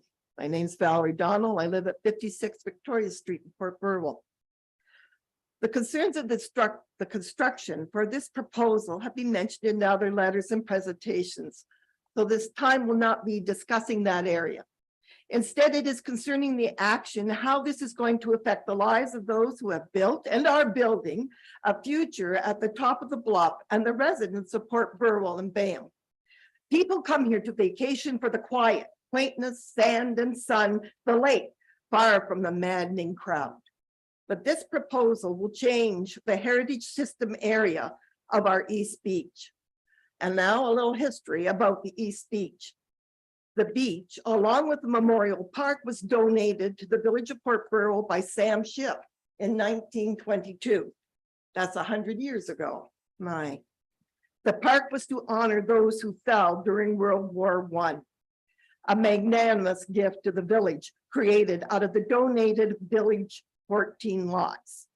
Now, you may ask, what has this got to do with the proposal? Well, it has to do with our heritage, our history, of which is so important to Port Burwell's identity. The East Beach and the lighthouse play large parts in that history. One can see testament to that from all of the wonderful pictures that have been posted on Facebook by many former residents, and visitors. To build housing at the beach area and its finite ecosystem will not benefit it. The traffic and parking already are presented as problematic. This fact has been documented in the past few years.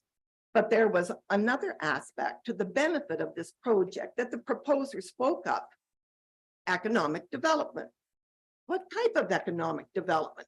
I don't recall any mention of anything specific or even speculative forms of economy. Just a mention of a carrot on a stick being bandied about willy-nilly. A statement of economic spin-off of $10 million from this project. Is the proposer willing to sign a commitment along those lines? Perhaps a guarantorship of $10 million. I thank the council. Okay. Thank you for that. Next. Anyone?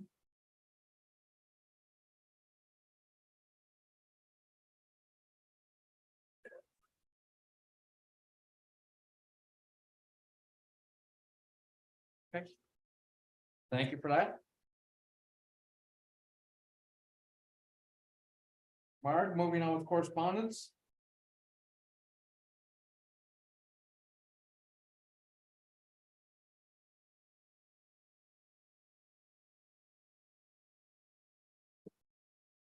Your worship, there were 16 items of correspondence that were included with the agenda. In addition to that, there was one item received yesterday. And I will read that item as it was not included in the agenda. So I will, if you will let me, I will Please continue. proceed. Thank you. This correspondence comes from Wendy Carmichael, dated December 14th. And this is her words from her email. I am submitting this letter in support of Barry Wade's development. I believe it is only a matter of time until someone develops on the property owned by Mr. Wade near the beach. And in truth, it would be preferable that he develops the condominiums. He has an invested interest since he lives in Port Burwell and is an active member of the community. He has been requested to provide tests to address innumerable concerns presented by the municipality and the Turkey Point Conservation. More than those requested of other developers with plans to build in an area where there is no potable water. Condominiums have been built in Port Stanley and Port Dover, and it is inevitable that they will come to Port Burwell. Who better to build them than Mr. Wade, who supports responsible growth in our community and is respectful of the rich history of the community. I do hope that the meeting tonight is more effectively controlled with respect for all, since the initial meeting was a fiasco. The council did not limit the presentations of members of the community and allowed the conduct of those in the hall to be mob-like in their presentations with little regard for the code of conduct that council supports on the municipal site. My final point is that many of those who presented misrepresented their commitment to the land, environment, and community, since it is a fact that several of those who presented rent out those cottages they are trying to protect. And with that comes a loss of control of the noise and property at times, resulting in complaints. It is difficult to view their comments as credible when they are in fact guilty of the many sins of which they have accused Mr. Wade. Change is difficult and at times unavoidable. It is not comfortable for anyone, but it will come, and we must work together to ensure that the community continues to evolve in a healthy and beneficial way for all. Thank you. All right, thank you, Mark. course, I would assume that Mrs. Carmichael is referring to the Long Point Region Conservation Authority. I'm not aware of any Turkey Point Conservation Authority. Through your worship, I would concur. Okay, thank you. Thank you. I see there is no other business. At that point, then we will move with the adjournment motion. The official plan amendment and zoning bylaw amendment be considered at a future meeting of council, and that pursuant to the Planning Act requirements, the public meeting for the revised application of official plan amendment OPA 0122 and zoning bylaw amendment ZBA 0222 is now complete at 8:30 PM. Need a mover and seconder for that? Counselor Froze, Counselor Chilcott will second, all in favor? That is carried. All right. Okay, break. All right, ladies and gentlemen.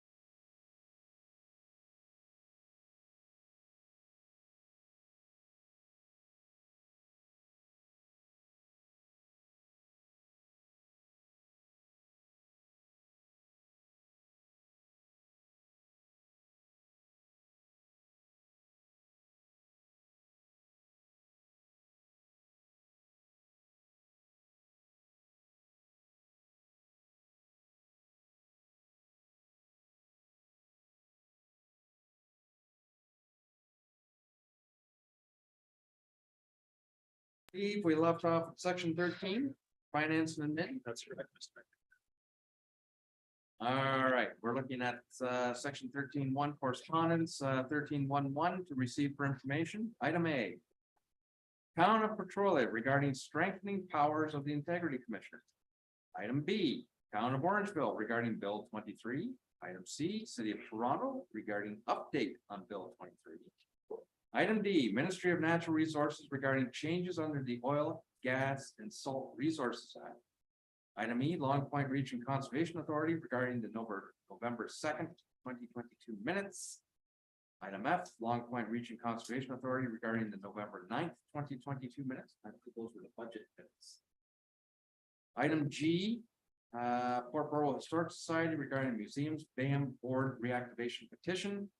And item H, County of Elgin regarding Ed Ketchba elected as Elgin County Warden. I'm here. Does anyone have any item of this correspondence that they wish to draw attention to or to ask questions of or have further action taken? Counselor Chokai. Yes, I just wanted to congratulate you on being elected to the wardenship. And I don't know if it's wardenship, but congratulations, that we're really happy that you made it. Well, thank you for that. Appreciate it. I second that. Wow, we're getting emotional here. Getting thank you for that. emotional. Yes, Deputy Mayor. Yes, thank you through you, Mr. Mayor. I just would like to ask if item G could be brought forward as we're discussing that later on down in the committees. And maybe we can just have a discussion on that piece down there. Absolutely, as are Thomas. Through you, Mr. Mayor, yeah, we can bring it forward. I would recommend that the items as listed be received for information, and we can include something that further discussion be had on 11 or item 13.1.1G when we discuss clerk's report 1022. Absolutely, thank you. Okay, anything further? Deputy Mayor. Thank you through you, Mr. Mayor. I'm just going to reiterate what Councillor Philcott said and just also congratulate you, but also make mention that I thought BAM had some excellent representation at the Elgin County meeting. While we were almost all of us here at the Horseshoe were there to support you, and I just thought that was wonderful that we were able to be there and enjoy that day with you. So congratulations. Thank you very much. Yes, I certainly appreciate the support and it's nice having someone there. If I didn't win it, the cry. But with no risk of that. Thank you. So we need a mover and seconder for following that items 13.1.1A through H be received for information. Councilor Emerson will move. You have a question. Yes, through you, Mr. Mayor, the motion should also be to consider item 13.1.1G during the discussion of report CL 1022. So we should have that as an addition to the motion. As you wish. That would read that items 13.1.1A through H be received for information and that the information contained in item 13.1.1G be considered during the discussion of report CL 1022. Still okay with that, Councilor Emerson? Yes, I am. Okay, Councilor Froese, you're good to second that? Yes, sir. Thank you. All in favor? That's carried. Thank you. I'd have considered it whether we included that in the motion or not. Just to make it official. 13.1.2 requiring action, Elgin County Police Services Board regarding Malahide appointment. You want to speak to that, Thomas? Mr. Mayor, I can speak to that item. Just pull it up on my screen.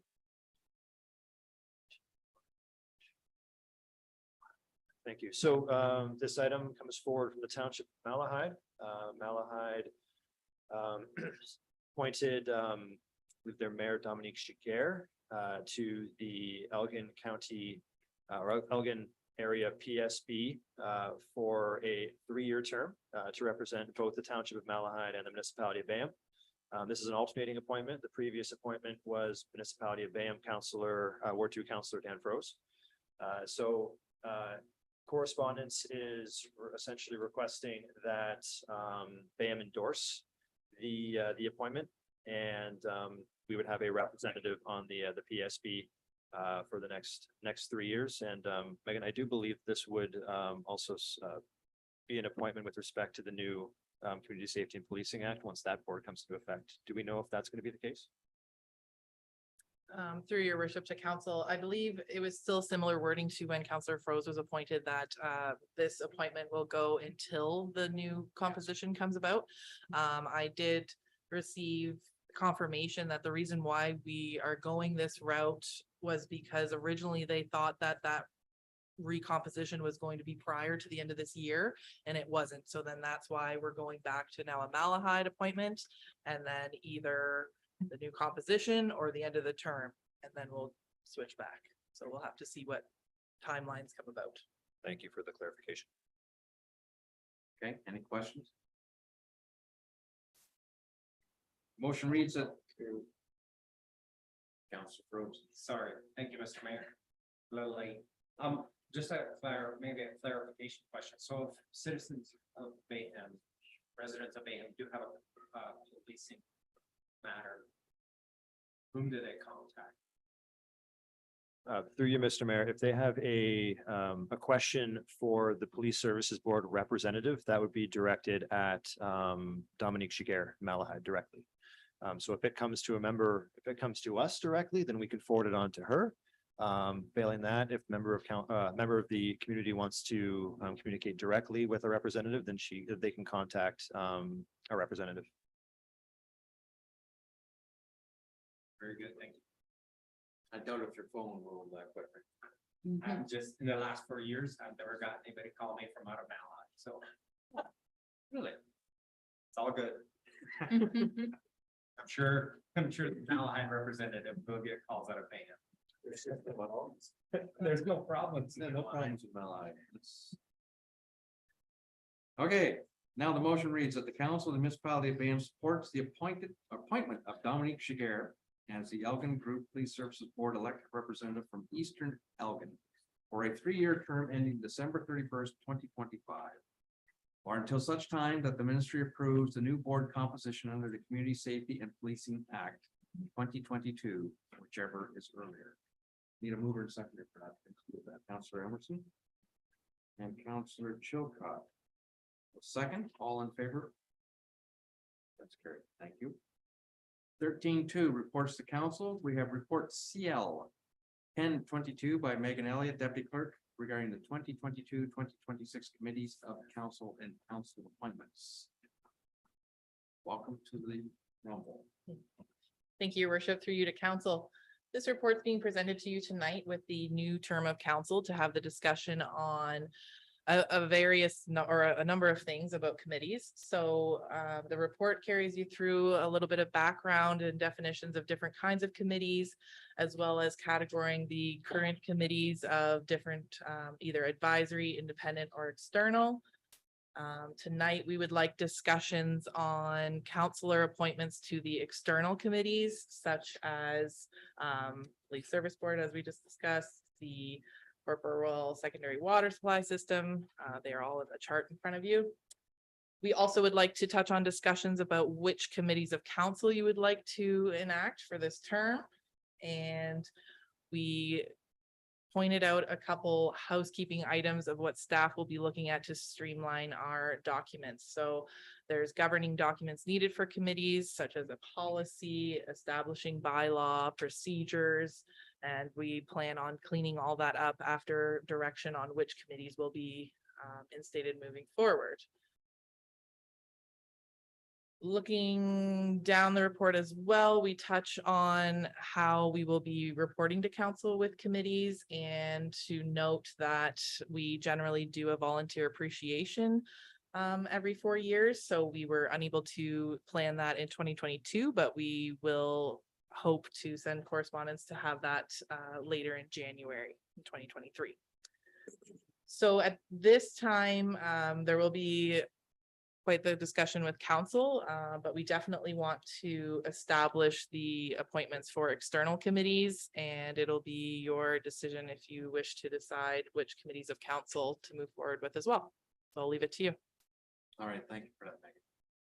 All right, let's take it and do the external committees. They need to be dealt with shortly and get people on those. So by reading the recommendation properly, the recommendation is that the entirety of the council be appointed to the Committee of Adjustment as a standard practice. That the entirety of council again be appointed as the Court of Revision. Which brings us to an appointment for the Long Point Region Conservation Authority. Okay, let's have a discussion on that. I will tell you that I've had the honor of serving that board back in 2010 to 14. It is a good organization. I'll still learn. I think their wings are gonna get clipped a little bit.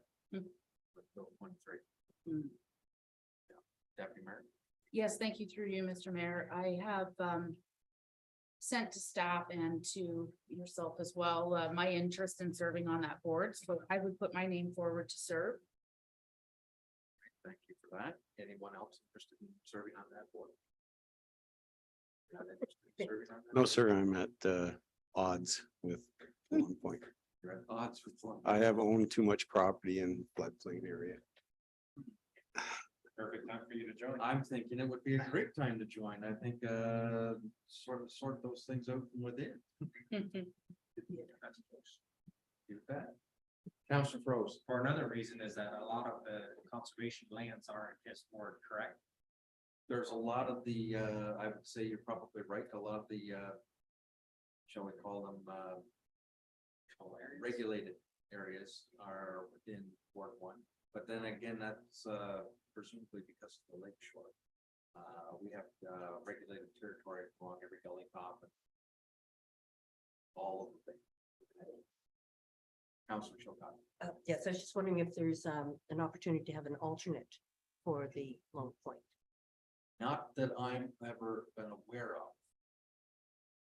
Because I would be interested in being on it, but They are members of the authority. Right, they're an independent body of their own. and I did ask what the involvement is. Is it one meeting a week, one meeting a month?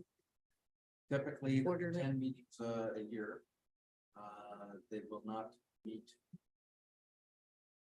Help me out here, it's been a while. 6:30, what's the month usually? July is the occupant don't. That's right, July is the month they don't meet. Is there not another month? In January, they come to each year. And that's usually during the day, it's nothing. Well, they've gotten progressive because it was always nighttime when I was on board. But there are budget meetings that they'll sometimes call later in the fall, which may include another day type meeting. You know, there'll be other functions that would come up like any other agency, whether you're offsite, say the Backus Heritage Museum or some other, in August, they do a day trip of the watershed and interesting points. So COVID. Yeah. Okay. All right. So what's council's thinking? Like, I'd rather than me doing the appointment, I'd rather like to see council do this together. Through Actually, Mr. Mayor, I had a discussion with Brady and really has way more interest in Long Point. Way more interest in Long Point than I do. So I Right. defer to her, so. All right, then, let's move on then with the Elgin Area Primary Water Supply Board. This is an alternate position. Oh, I need a volunteer. Typically, these would be daytime meetings, but at the same token, this is to serve as an alternate. You were Deputy Mayor, the alternate. Had you attended any of the primary board meetings? No, I did not. All right. Typically, the lead would be from Corporal, or excuse me, Elmer. That's correct. So then you would only go if the lead could not attend. Yes, but I would also assume that you, whoever has this position would be up to date on the current materials being before that board.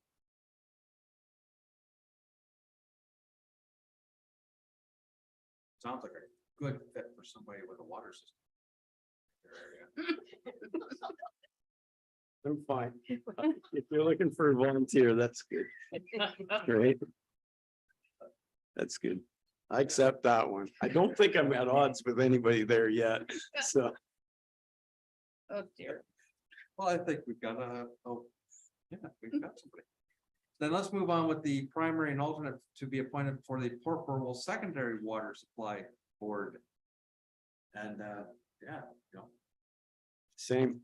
I like water and she really wanted to do it. Oh, no, that's, I've got things I can do as well. As, I was referring to Rainey, Mr. Mayor, so.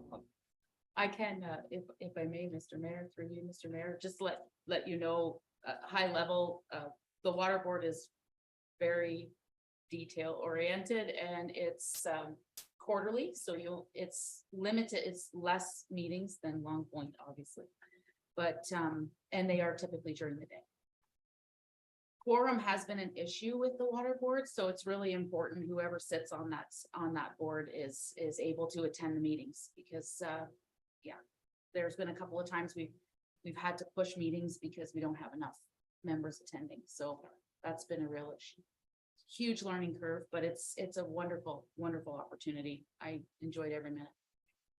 It's if it's your preference, through you, Mr. Mayor, if it's your preference, that's fine, but otherwise my work schedule is actually quite flexible. So I'm starting to see some continuity point of view, a primary and an alternate. I'm in favor of that. I think that would work out just Okay, fine. that's good. Work fine. Yep. Which brings us to the Joint Otter Valley Utility Corridor Board of Management. Now typically this body would meet with the town of Tillsonburg over issues dealing with the utility corridor. And it usually has 3 members of council that serve on it. I have served on it in the past. Do that. Susan? Yeah, I'll do it again. Okay. And I think this would be a good spot for our Ward 2 council to be plugged into. Doesn't that sound like a good idea? How many meetings? At the call of whoever the chair is, and when the issue arises, that would be me. You're the chair? Yes, I believe, when it comes to calling meetings that, BAM is in charge of, formally calling those meetings with Tillsonburg. So, we haven't had any in the last 2 years. I'm good. Yeah. Enough said.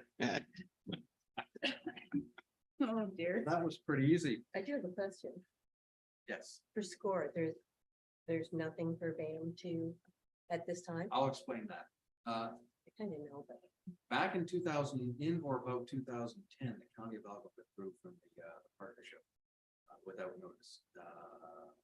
Some of us around the council table, BAM, thought that was big, and we became a lower tier or local municipal partner tier or partner of the SCORE family, and we held that position while we lobbied to get Elgin back in. Elgin County is now back in the fold. It really, Elgin, the county level would have more resources in order to staff the organization properly. We would still benefit because we are affiliated with Elgin. So. No. Right, I just wondered if there'd be any representation from BAM on there that. Not specifically from BAM, but the guy who's probably going to sit on the board would come from BAM. I would think so. At least that's his intentions. So you want some direction then on these other committees? Yes, so if I can just make a comment, Please. Mr. Mayor. So currently, with respect to BAM's advisory committees of council, we do have 3. We have the Blue Flag Beach Advisory Committee, we have the Museums BAM Committee, and we have the Joint Cemetery Board. 2 that are at the top of the list and staff's opinion are required to be reinstated would be Blue Flag Committee and the Joint Cemetery Board, as we do have in one case legislative requirements to operate cemeteries, and in the other one we do have the requirement under Blue Flag mandate to have a management committee. Now, whether or not council chooses to call the Blue Flag Committee by that name is up to council. There is the possibility of renaming it to something like the Beachfront Committee that would address matters dealing with the pier and parking as well, ancillary to the beach area. That could very well be an option. Museums Bayham, as the deputy mayor alluded to, has submitted documentation requesting reinstatement of their board. We have no concerns with that, as they do receive information when it comes to operating and capital matters with respect to their portfolio, which is the Marine Museum and the Lighthouse. So we're looking for direction for which of these committees council wants to reinstate, and what that would essentially action is staff bringing forward proposed mandates for each of those committees that council could then review. As it has been 4 years, and this is a new term of council, it's incumbent on staff and council to ensure that committees are established and providing the support to council that they deem appropriate. So this is why the information is being brought before council now. Thank you for that, Thomas, and I would concur that the Joint Cemetery Board definitely needs support, as well as all of the independent boards out there, cemetery network. They need volunteers.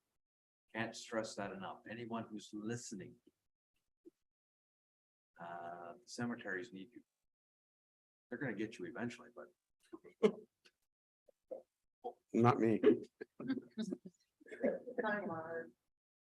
But anyway, okay, it was a bad.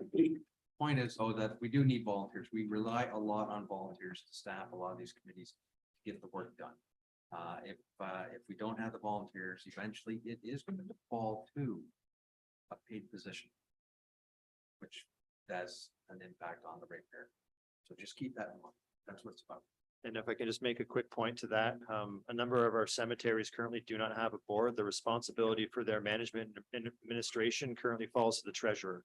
So if volunteerism continues to decrease with respect to these boards, and his portfolio increases, which is definitely an operational impact. So I think, in my opinion, and I know this is out of character, because usually I let council have their opinion first, but in my opinion, you do want to keep the Joint Cemetery Board. All right.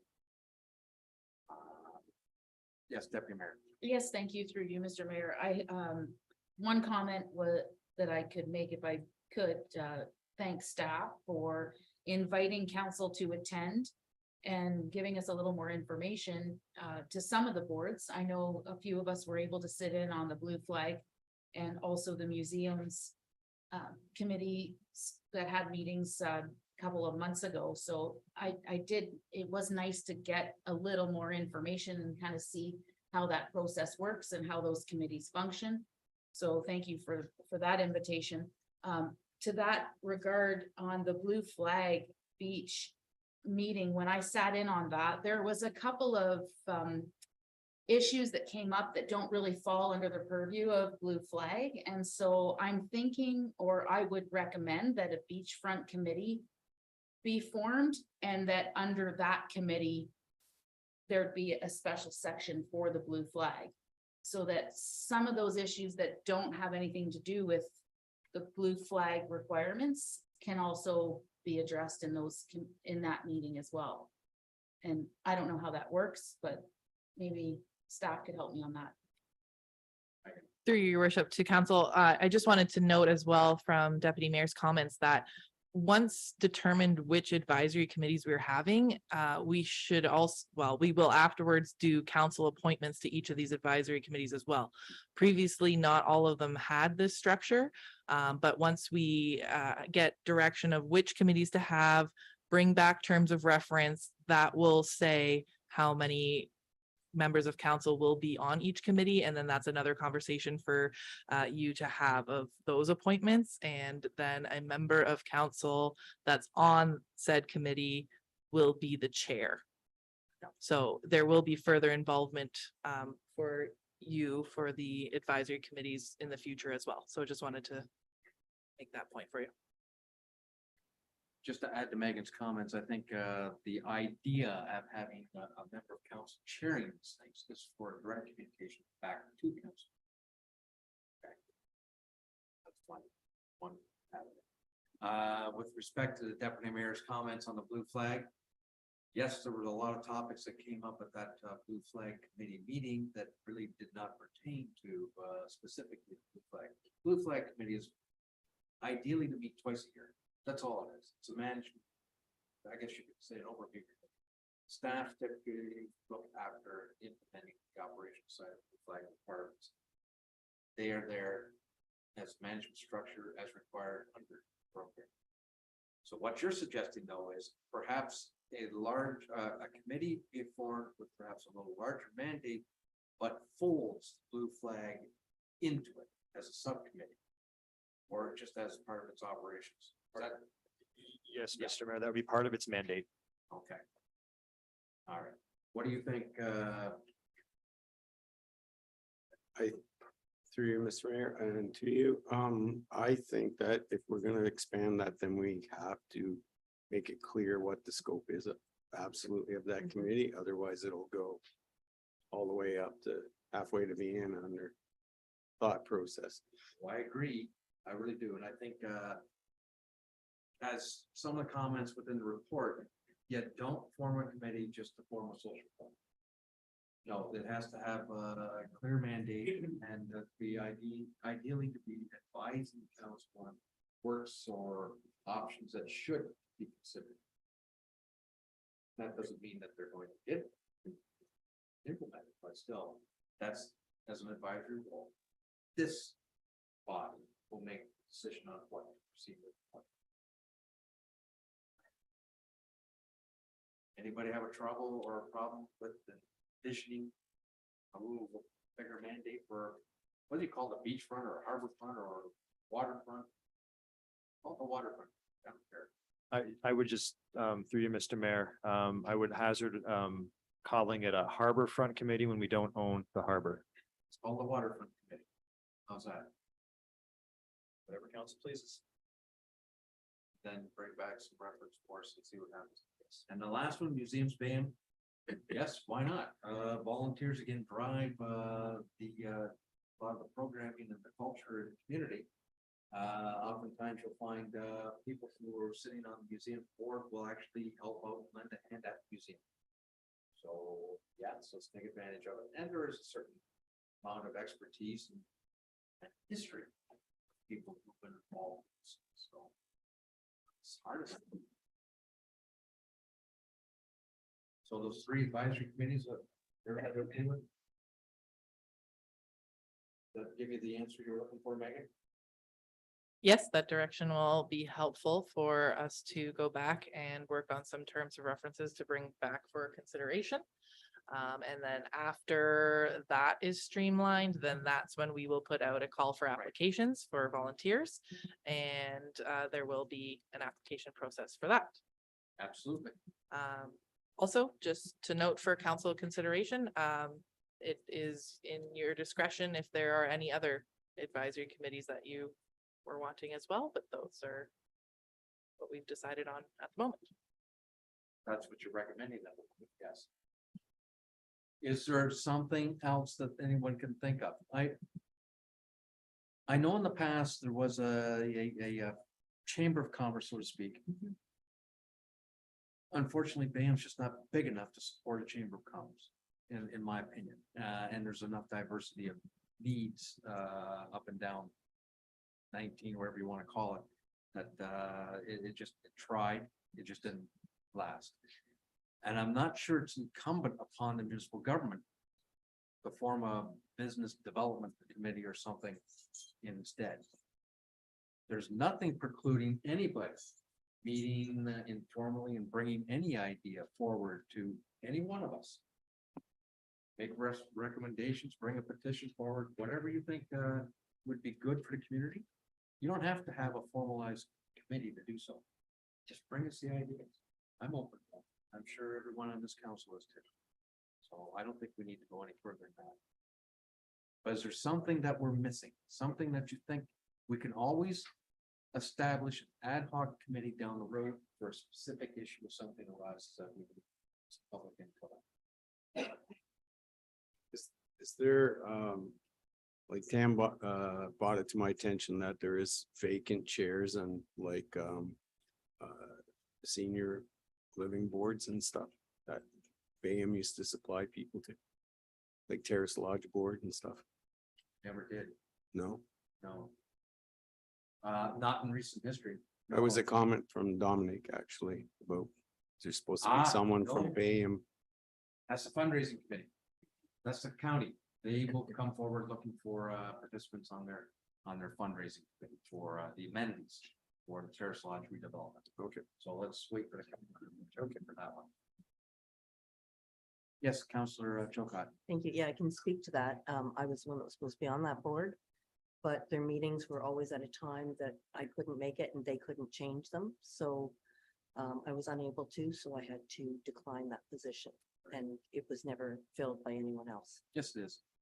Was, You? no. Bridget Carmichael filled that position last summer. From council? Not from council. You didn't need to be a council member. Okay. It was a community rep from there.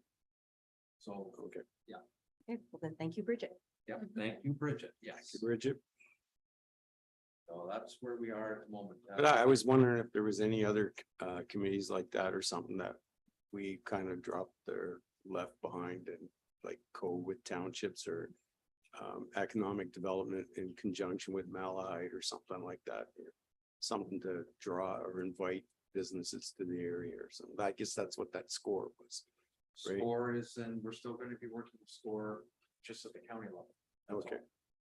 And we do have an active department that's gaining its oats, so to speak, or just finding its oats under new management. Carolyn Cron's doing a great job, but they're reinventing the wheel up there. Okay. Looking for good things to roll out of that department. Yeah, I know, mixed metaphors. You're having fun with that, aren't you, Val? The Oates Anything else? comment was close to. I know. You can't have fun. Well, I know. Thank you, Mayor. Thank you through you, Mr. Mayor. A quick question to staff, if I may, on the museum's Bayham. I know it's an advisory board, but I'm wondering if there's one step further in terms of specifically to heritage buildings within the municipality. Through you, Mr. Mayor, to council, we don't have the heritage stock to necessitate a heritage committee under the Ontario Heritage Act. That would be something for a larger municipality that has more heritage properties designated under that act. Really? How many properties does it, through Mr. Mayor, how many properties does it take before you can designate heritage buildings? I can think of a couple that are 200 years old or better. Through you, Mr. Mayor, once more, there isn't a specific number. It's deemed by necessity. But the properties, despite their age, have to be designated. Age alone does not make them heritage. They have to have heritage or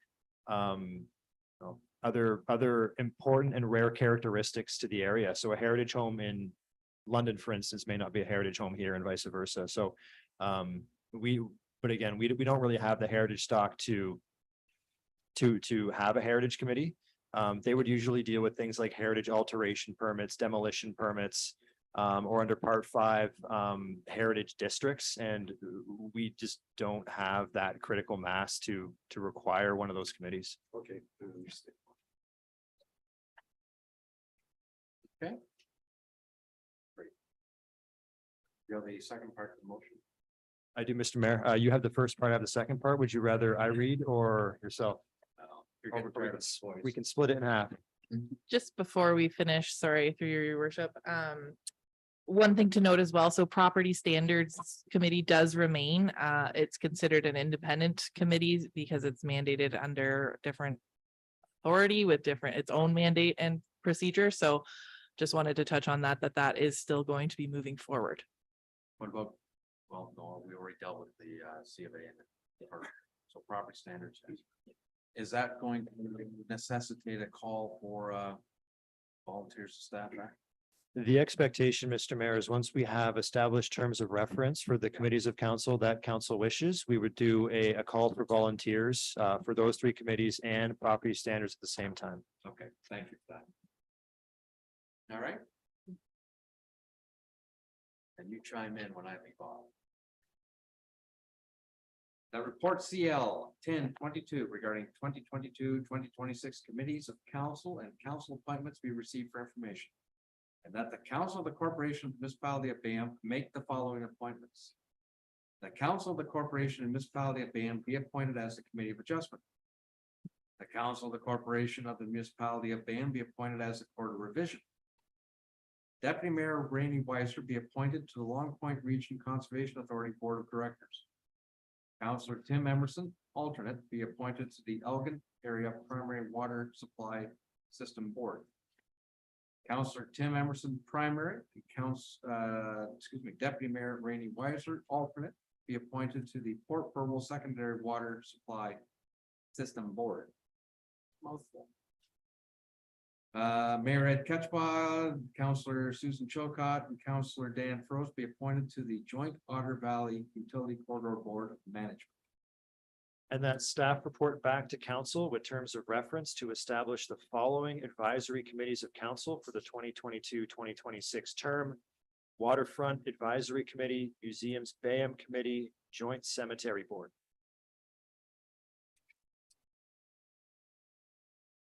Who's willing to move in second?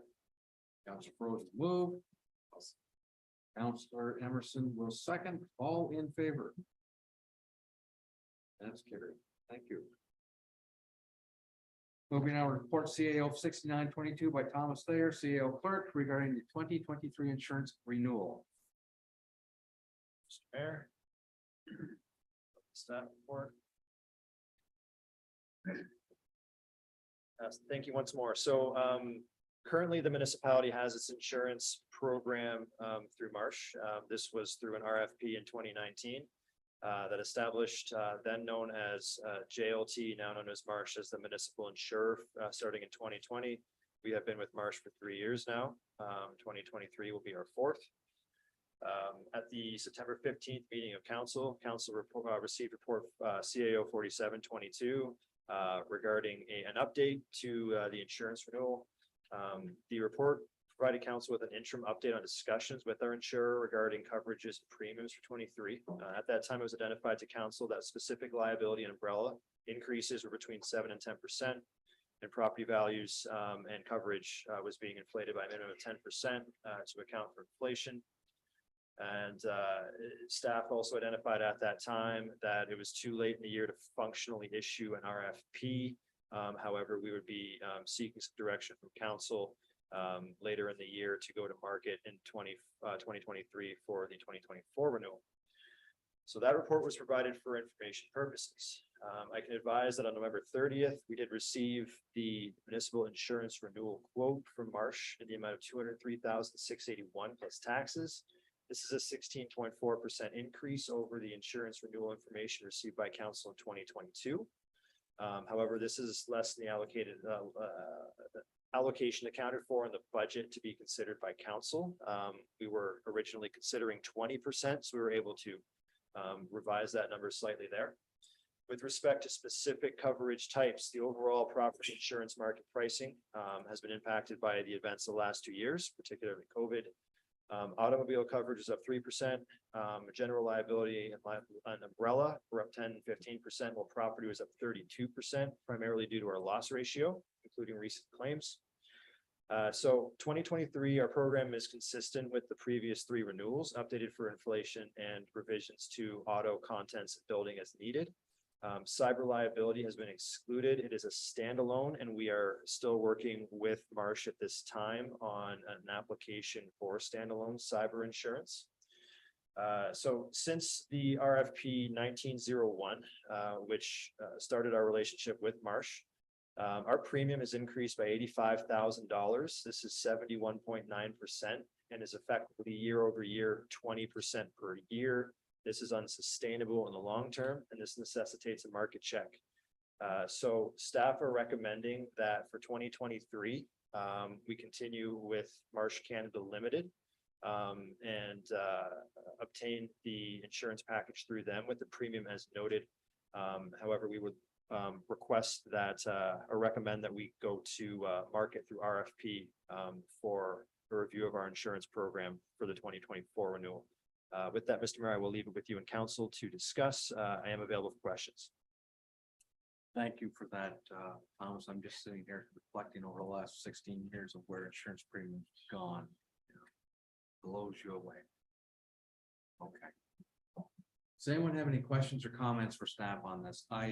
Yes, please. Councilor. Mr. Mayor, Thomas, my question is, the staff and council have in these policies, errors and emissions insurance and stuff, so that if you do something wrong with planning or something, you're not liable? It's part Personally? part of the standard package. We have council liability, which covers errors and emissions. Yes. And staff too? Staff as well, senior staff, yes, decision makers. Okay. I just heard a comment in the past that, you know, people made decisions a certain way because they were afraid of personal liability. There are some instances where personal liability would be outside. That would be in cases of, don't quote me on this, I believe gross negligence and negligence. It's a very narrow interpretation of those, but generally speaking, if you are making a decision as a part of council as a whole, you're covered under council liability insurance. We do have that. Thank you. Yes, Deputy Mayor. Yes, thank you through you, Mr. Mayor. Just a comment, perhaps, thank you for the report, staff. It's bleak, to say the least. However, I know historically, we've looked into these programs, we've looked at insurance. This seems to be a very narrow window where municipalities can obtain insurance. I think there's only a couple of companies out there that offer this, and they seem to be pretty steady in line. Do we see any relief down the pipe in terms of the continual increases year over year? We're seeing this, and also to further that, do we have a guess on what cyber insurance rates are looking like right now? Because this is becoming a really huge issue with, you know, even on a personal level with hacking and whatnot. It's concerning, very concerning. Through you, Mr. Mayor, to the deputy's comments. So yes, there are, I believe, 3 vendors in the municipal insurance market. 2 of the more frequently used ones are Marsh and Intact Public Entities. They've both been experiencing similar increases, and Elgin lower tier partners and the county deal with either Marsh or Intact generally. With respect to cyber insurance, that is really dependent on the scope and complexity of the municipality's cyber network. It can range. I've heard of quotes as low as 5. I've heard upwards of 50. Really, it depends on the 2 variables that I've noted. So we're working with the insurer to determine what BAMs may be. As we, despite the county overseeing administration of our servers, we are not covered under their cyber insurance.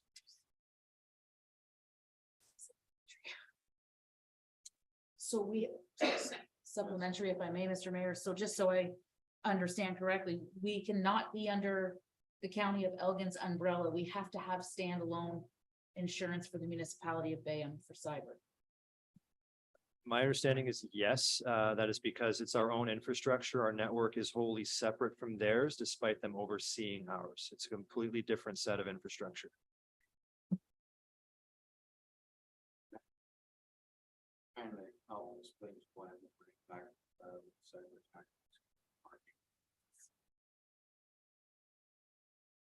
Yes. Just one more supplementary through you, Mr. Mayor. Does our current insurance policy cover, or are we exposed right now? We do not currently have standalone cyber insurance. We haven't. But it is definitely something that we need to be seriously considering going forward. Yeah. And I'm gonna be quite honest with you, there were a lot of companies, a lot of corporations, municipalities out there that didn't, and it wasn't a problem 10 years ago. It is today.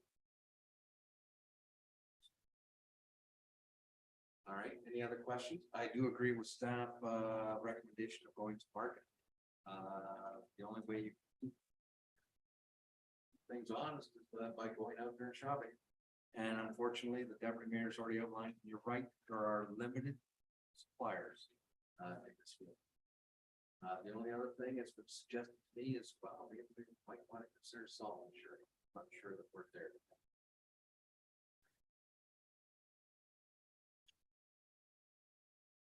And I just can't pass up the opportunity. It would make things a lot cheaper if they deal with joint and several liability problems.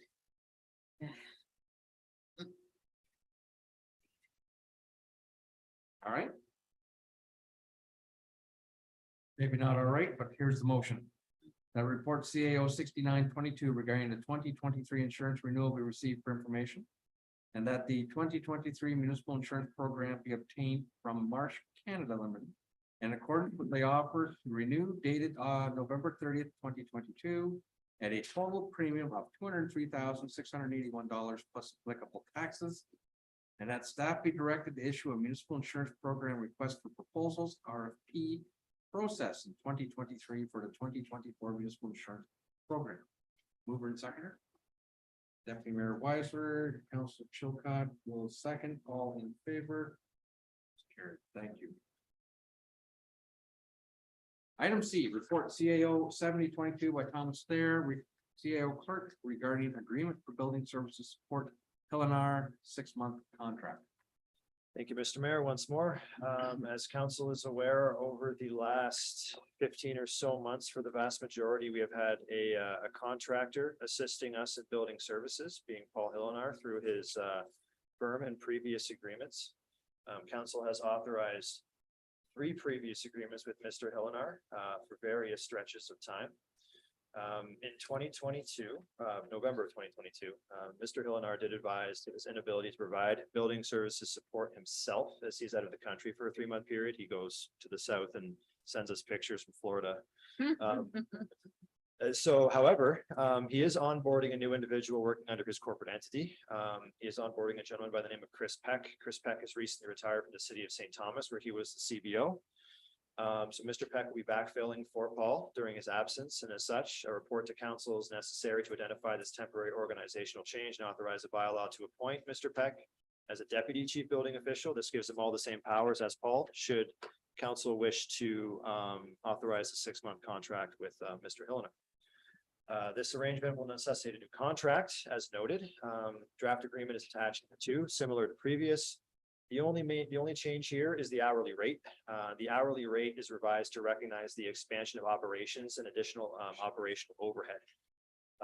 While it is a 33% increase to $100 an hour, it is worth noting that other building code agencies utilizing hourly rates are often $135 to $145 an hour. The main in this area is RSM. They provide a lot of services out of Kitchener. They provide services for plans review to Tilsonburg and Malahide as well, at a rate that is noted in this report. So the treasurer has been consulted, and operationally the increased costs can be accounted for within the scope of the proposed operating budget forthcoming to council in January. As a further note, just to remind that staff are in the final stages of a legal review with Malahide on a comprehensive shared services agreement encompassing building, planning, and bylaw services. And it is expected that this will come to council in January. The 6-month term proposed in the draft agreement would provide building services coverage to BAM during such time as it would take to shift functions to the appropriate municipalities per the agreement, should council enter into it.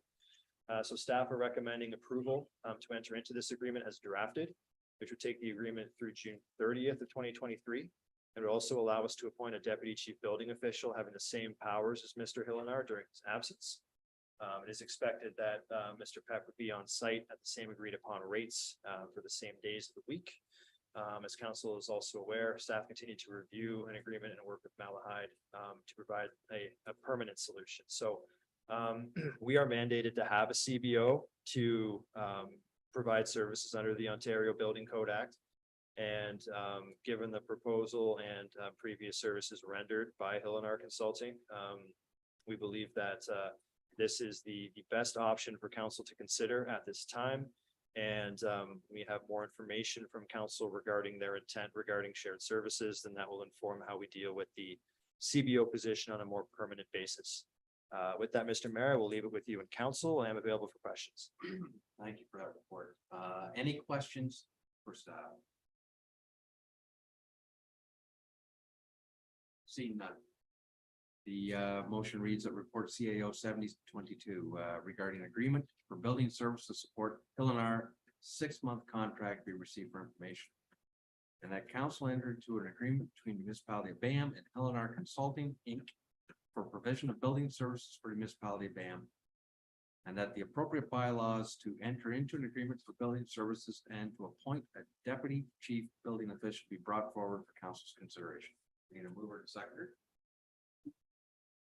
Councilor Chilcott will move, Deputy Mayor Weiser will second. All in favor? That's carried. Brings us to section 14. Already amended, there were 13, okay. Have something. He's already done. Addendums all done. There are 2 bylaws for section 14. Thank you. Section 14 of the bylaws. Bylaw number 8, bylaw number 2022-076 being a bylaw to provide for an interim tax levy. Bylaw number 2022-077 being a bylaw to authorize borrowing from time to time to meet current expenditures during the fiscal year ending December 31st, 2023. Bylaw number 2022-078 being a bylaw to appoint by bylaw enforcement and property standard officers and to execute an agreement with Tenant Security Group, Inc. for these services within the municipality of BAM. Bylaw number 2022-079 being a bylaw to authorize the execution of an agreement between the municipality of BAM and Ramona Pidle for provision of recycling receptacle services. Bylaw number 2022-080 being a bylaw to amend bylaw 2022-011 being a bylaw to appoint municipal officers and employees for the municipality of BAM. Bylaw number 2022-081 being a bylaw to authorize the execution of an agreement between the corporation and municipality of BAM and Pilinar Consulting, Inc. Bylaw number Z752-2022 being a bylaw to amend bylaw number Z456-2003 as amended, Gianna Farms. Bylaw number Z753-2022 being a bylaw to amend bylaw number Z456-2003 as amended, Bonneville. Got 'em all. Does anyone have any questions regarding these bylaws? Any concerns? Seeing none. The motion reads that bylaws number 2022-076, 2022-077, 2022-078, 2022-079, 2022-080, 2022-081, Z752-2022, and Z753-2022 be read a first, second, and third time and finally passed. Mover and second. Councillor Chilcott will move, Councillor Thrones will second, all in favor? That's carried. There is no unfinished business. No, Mr. Mayor. Moving on to other business then, which will include an in-camera session. Before we move everybody out, go offline. We will call the motion. That the council do now rise and enter into an in-camera session at 9:37 p.m. to discuss a confidential report regarding personal matters about an identifiable individual, a committee appointment. Mover and seconder, please.